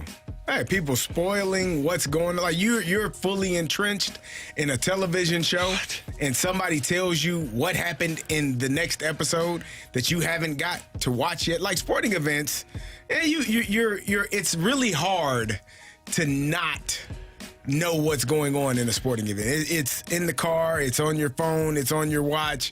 Like a television show, a really good show. The question's not about how easy it is to avoid something. No, the question is what's worse, getting it spoiled. For me, the texter from the 910 asked my opinion as well as yours and yours. I have a question for you. Yes. I have a question for you. Sure. I got a question for you. No, why in the hell aren't you watching the Stanley Cup Finals? What are you doing? The Stanley Cup Final. What are you doing? Why the hell aren't you watching the Super Bowl? You are. You never know. You're not doing anything else. My daughter's in the hospital. Come on, seriously. Come on, Carey. Sorry, Carey. Show a little sensitivity. My kids are more important than the sporting event. Okay? Come on. You got to use the kids. Yeah. You really? How you like that, buddy? Really? Question for Carey, though. How many times have you watched a movie over and over and over again, knowing every part of the movie? I didn't say a movie. I'm asking. I've watched plenty. Okay. How many times have you rewatched a sporting event knowing the outcome? Good question. I watch the Super Bowl as often as I can. Super Bowl 43 was amazing. Super Bowl. Santonio catching that. I know he's going to catch it. He catches it in the back of the end zone. It's a beautiful ball thrown by Ben. I mean, it's just spectacular. Then when, before that, Larry Fitzgerald took a route up the middle for a 6. I was like, oh, so he quotes the program almost verbatim, right? Yeah. I can't remember the last time Carey Davis sat here and gave me the exact play sequence of a random Super Bowl. I just did. No, a random, not your Super Bowl. Not the one you won. No, that's not random. But like, we got our answer. The Broncos Seahawks Super Bowl. Yeah. When all those things happened. Oh, those things, yeah. I was gonna go with you. I didn't have nothing. Safety at the start of the game. Malcolm Smith's INT. I was thinking Seahawks, Patriots. Oh, that's right. That's why you paused. This reminds me of this movie that I recently watched. It's called Friendship. Friendship. It has Tim Robinson and Paul Rudd in it. Mm-hmm. One of the running jokes in the movie, and spoiler alert if you want to watch it, I'm about to say one of the running jokes is they always bring up the new Marvel, but they never say like the Marvel movie. They're like, oh yeah, have you seen the new Marvel? And one of the characters is like, no, I don't want to hear it. I don't want to hear it. Like, if you ever watch something from Tim Robinson, he's very out there and his humor's pretty funny and different. But yeah, it just reminded me of that. Interesting movie, by the way. Very interesting. Thanks for ruining it. Text from the 314 says they do have TVs in hospitals. Not in the emergency room. Oh, God, really? Seriously? Wow. I'm trying to give you an out. You just going to keep going? Have you met this man? He will go to the ends of the earth. What the hell is wrong with you? I can't even. Oh, God. Oh, goodness. Next question, Marshall. This guy. Question number 5. All right, so the last Sports Six Pack in part one of the questions from the Waterboy was, would you rather be one of these things, ball boy, ice shoveler, or whatever? Grant Francis Fan Club says ice shoveler to show off my sick edge work any chance I get. Is there a skill that you guys have that you wish you could show off more? Daily. One that is family friendly appropriate. Really? You just told me about him, and you're surprised. Surprise isn't the word, Carey. Just really? He can't help himself. This is a serious program. I didn't tell you what it was. Did I? No, and what is it? I remember 80s songs. Oh, my God. What year they're released, and like songs that come on the radio, I associate them with what team I was playing for, and I usually guess the year that way. It's just what? What do you think I meant? I don't get it. He's mad at me. I don't get it. Carey, why don't you class up this program with a real answer? Oh, my God. Oh, that was hilarious. What skill would you like to showcase? I don't know. I mean, I sing, but I don't necessarily like showcasing it. I sing every now and then. We'll sing something for us now. I can't. I don't know what to sing. Well, you always sing one of your songs. I can't sing. A happy birthday song, of course. Well, happy birthday, of course. Oh, man. This guy here is hilarious. Walrus King, Anthony and CD have gutter minds. Seriously, thank you. I have to deal with this every day. Once a year for the last couple of years, we were all able to showcase our softball home run hitting. Oh, yeah. But they're not doing that. I heard the Rizzuto show had them cancel it. The Rizzuto show. They tired of getting beat? Mm-hmm. The Rizzuto show apparently asked for like a ton of money, knowing that they wouldn't pay it, and then they just shut it down. Oh, yeah. So that they didn't have to face us. That sounds about right. Yeah. So it's a sad day, though, really, because it was a heck of an event, and we raised money. It was awesome. We raised money for those charities, and Rizzuto canceled it. Yep. I met the Children's Hospital. You all need help. We're trying to have a serious show here. I didn't say a specific. The guy that broke his ankle. The guy that broke his ankle. Yeah. Yes. I don't remember. I forgot. I'm sorry. Well, I saw him at the. Darren. No. No. Yeah, it might be. No, that's not his name. It's close. I saw him at the Battlehawks game. Did you? Yeah. Said, hey, it's me. I said, hey, how you doing? He said, I broke my ankle. Yeah, hello. Hey. Were you there that night? No, I don't even think you were there. I wasn't there. Yeah. That's why I don't know. That was a tough I heard it was bad. His foot was on backwards. His foot was on backwards. I should have asked a different question. 314 says, be professional, guys. That's asking a lot. Yeah, that's tough. Way too much. Is it Darren? No. Bob. It's not Bob. It's not Bob. You said his name, I Bob remember. Rule. I feel bad. No, it's not the Bob rule.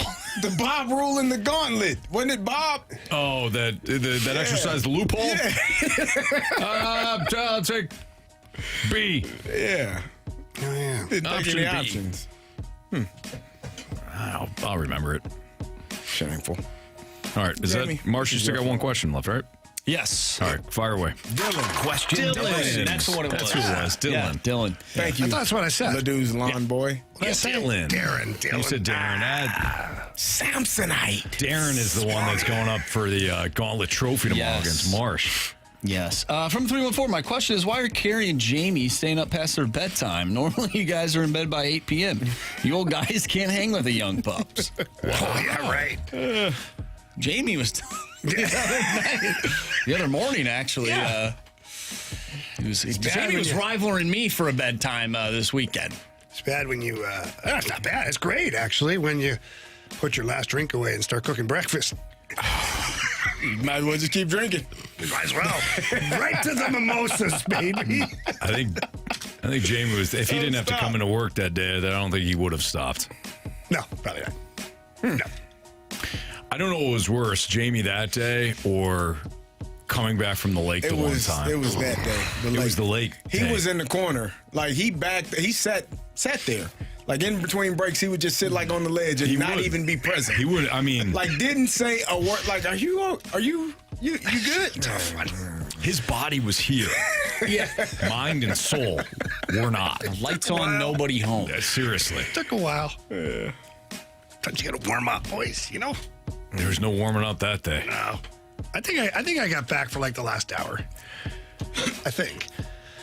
Maybe not. Maybe, yeah. Maybe not. I don't know. All I remember is taking some shots, and you just, yeah, you're right. It's like, that was not, he's not there. He's not keep letting it go, huh? Yep. Okay, well, cool. I was like, ah. All right. That'll do. We got Beat the Streak, and we got day one. Oh, yeah. Of Bet the Board for July. That's next on 101 ESPN.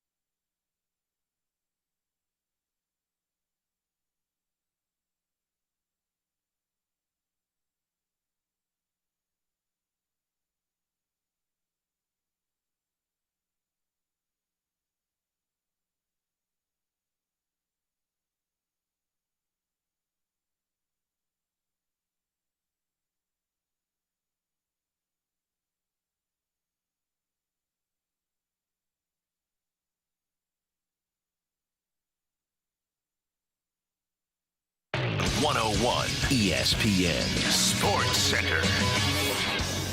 I'm Andrew Marsh. It's time for a Sports Center update brought to you by Saliga Heating and Cooling. If you didn't know, well, now you do. The Blues trade Zack Bolduc to the Montreal Canadiens for Logan Mailloux. If you missed the interview we had with the newest Blues defenseman, make sure you go to 101ESPN.com or check out the free Dobbs Tire and Auto Center's 101 ESPN mobile app. Just head to the podcast page. You'll find that interview, all of our interviews, and all of our shows as well. And it's all brought to you by the Schaefer Door Company. Nick Bjugstad also signed with the Blues earlier today.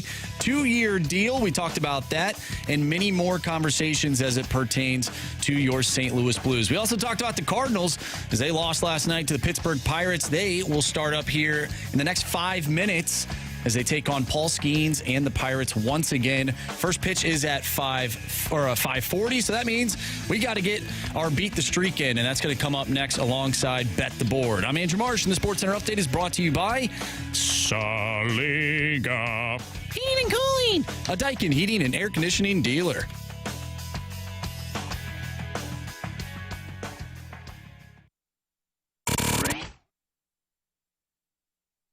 Baseballs. All of my successes depend on me. You ready to hit? The hits just keep on coming. And his first big league hit is a bullet up the middle. All right, time to play Bet the Board here. No, I'm sorry. Time to play Beat the Streak first, then we'll play Bet the Board. Tyler is back for round 2. His guy got a hit last night. What's up, Tyler? Hey, how's it going tonight, guys? Doing great, my man. Doing real good. What is the latest streak, sir, Marshy? Well, Anthony, because you picked a Pirate yesterday, obviously you got a hit, so you're at 3. Tyler's at 1. He picked Mason Wynn. And yeah, I'm the best there is. Jamie, Carey, and myself are back to 0. Oh, sorry, guys. All right.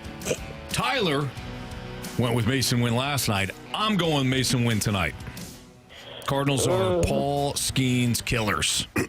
So give me Mason Wynn. Tyler, who would you like? I will take Burley. Alec Burleson to Tyler. Go ahead, Jamie. Marshy, you pick. Go ahead, Marsh. You've been pissy all day. Oh. Open face scrap sandwich. All right, let's see here. Why don't you give me Wilson Contreras? We're all loaded up there, huh? Except for CD. Go ahead, Jamie. Give me Brendan Donovan. Wow. CD? Give me O'Neal Cruz. Oh, there it is. Yeah. There it is. Brandon knew. Brandon knew. Brandon was all over it in the snake pit. All right, I've got Mason Wynn. Our listener Tyler took Alec Burleson. Andrew Marsh took Wilson Contreras. Jamie selected Brendan Donovan. And the first Pirate went off the board to Carey Davis. O'Neal Cruz for Carey Davis.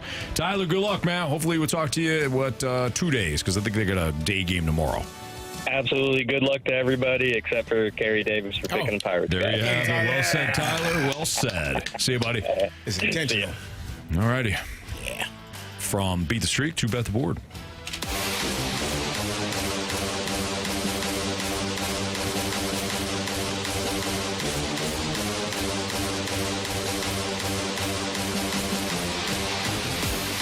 All right, Jamie Rivers, our current champion. We'll go first tonight. Yeah, give me the Boston Red Sox on the money line, minus 120. Marshy.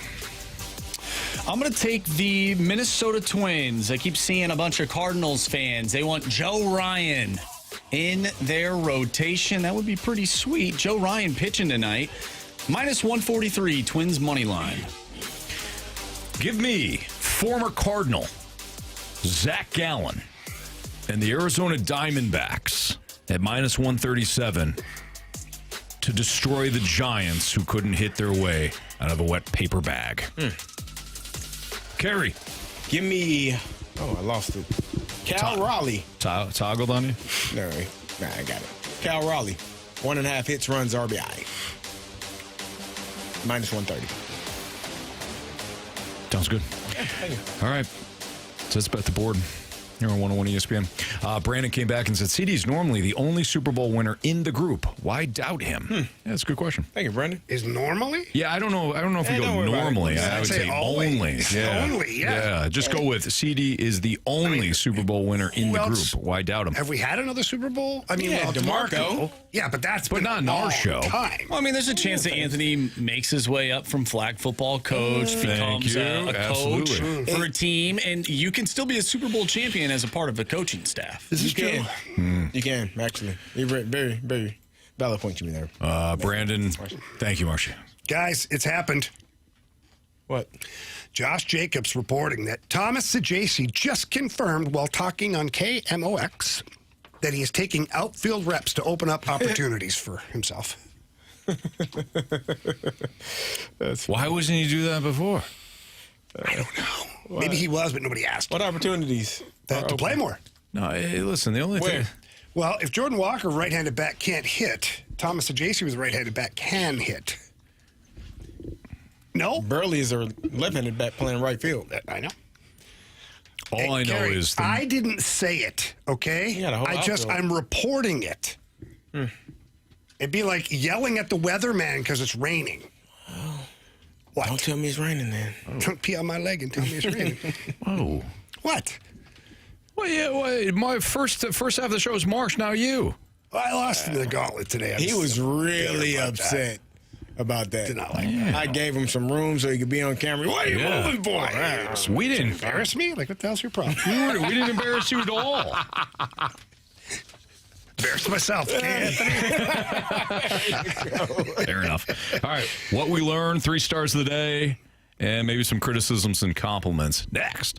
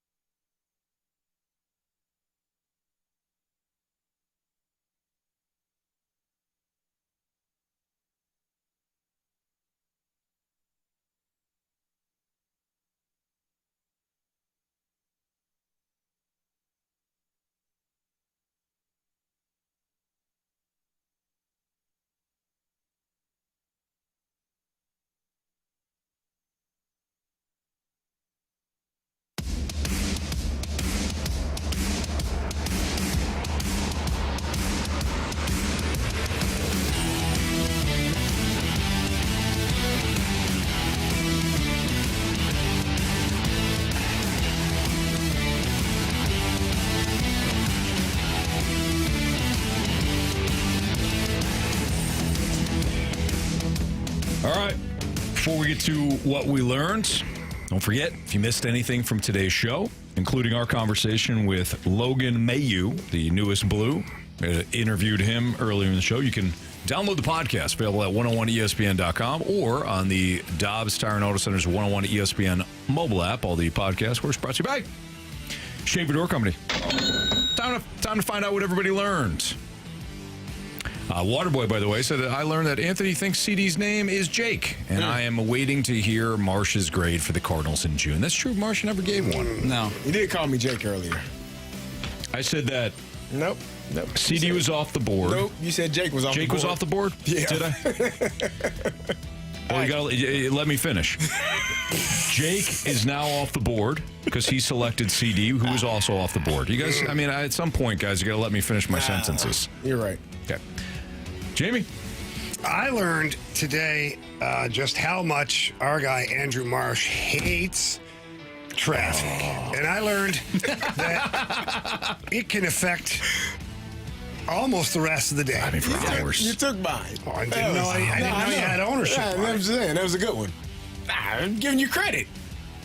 Doesn't sound like that. It was. Doesn't feel like it, Anthony. I don't think, I don't like dumb drivers.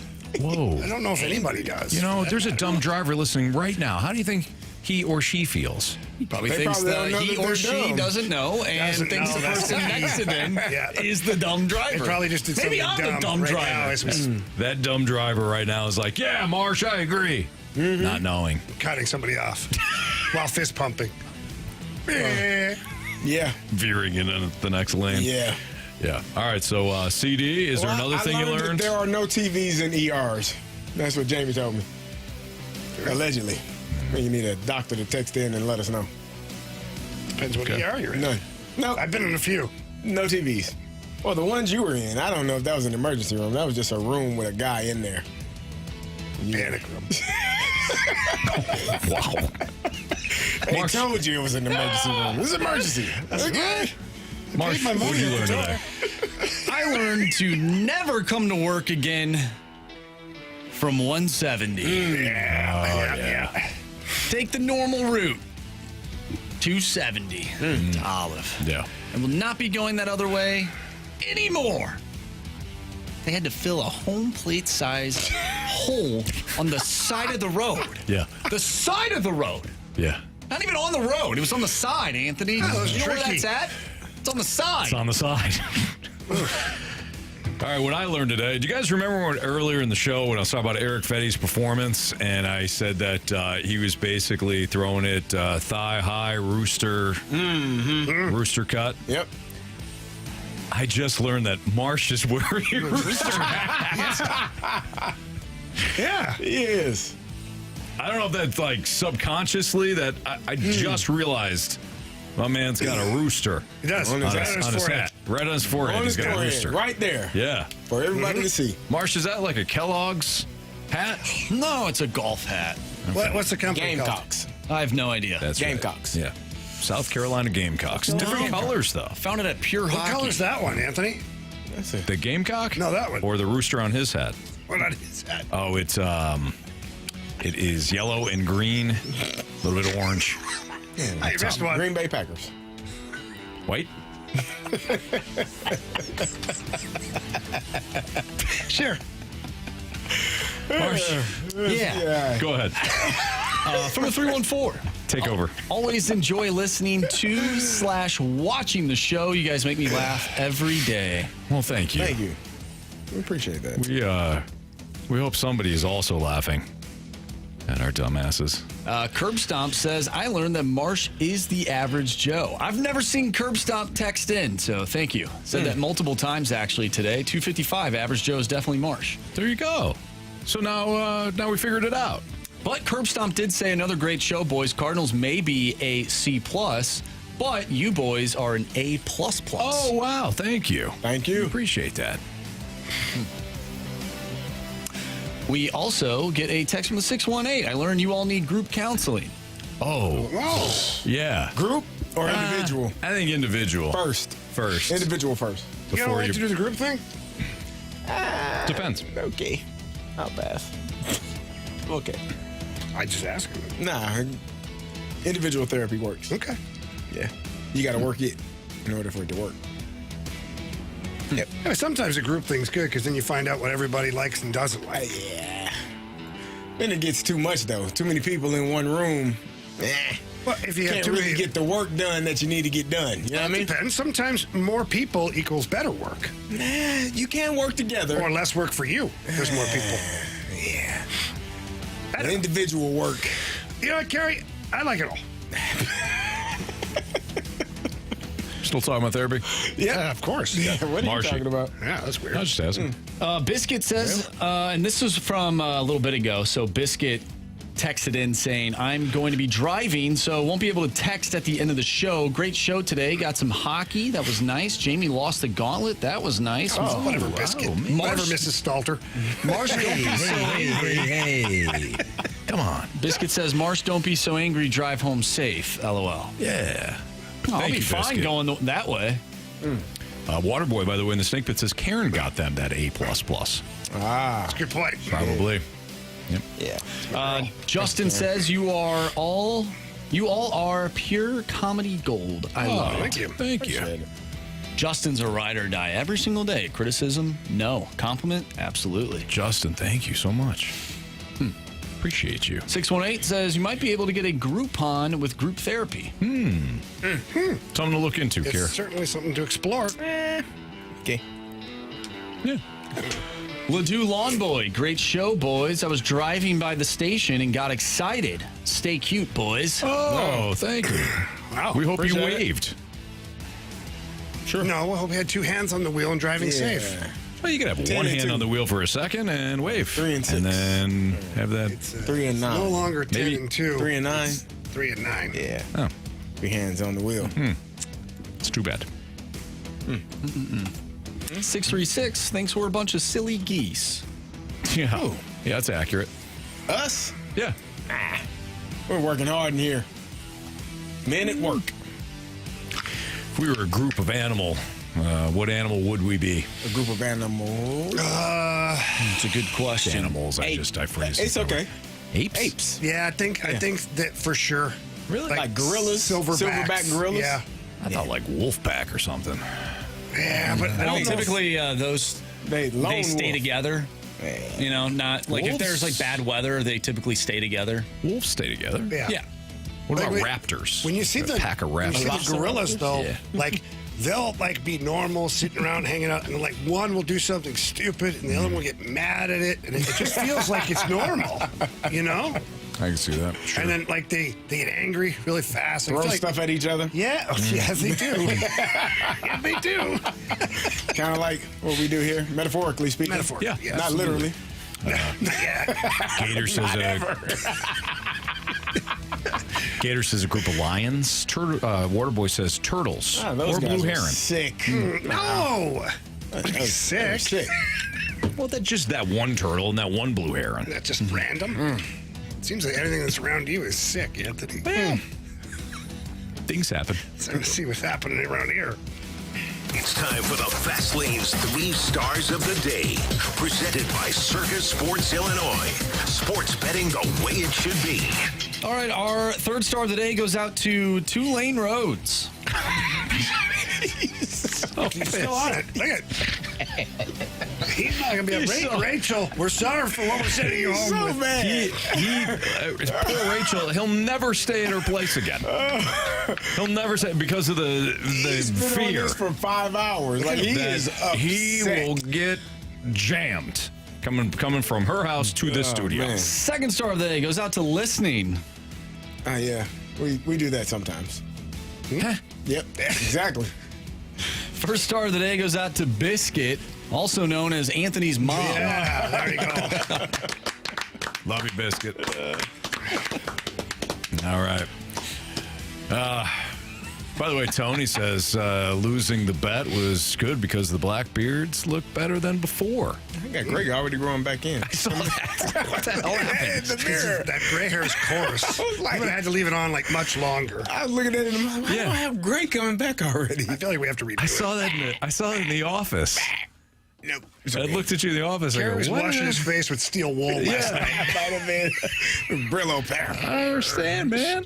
All right, that'll do it for us. For Andrew Marsh, Carey Davis, and Jamie Rivers, I'm Anthony Stalter. See you.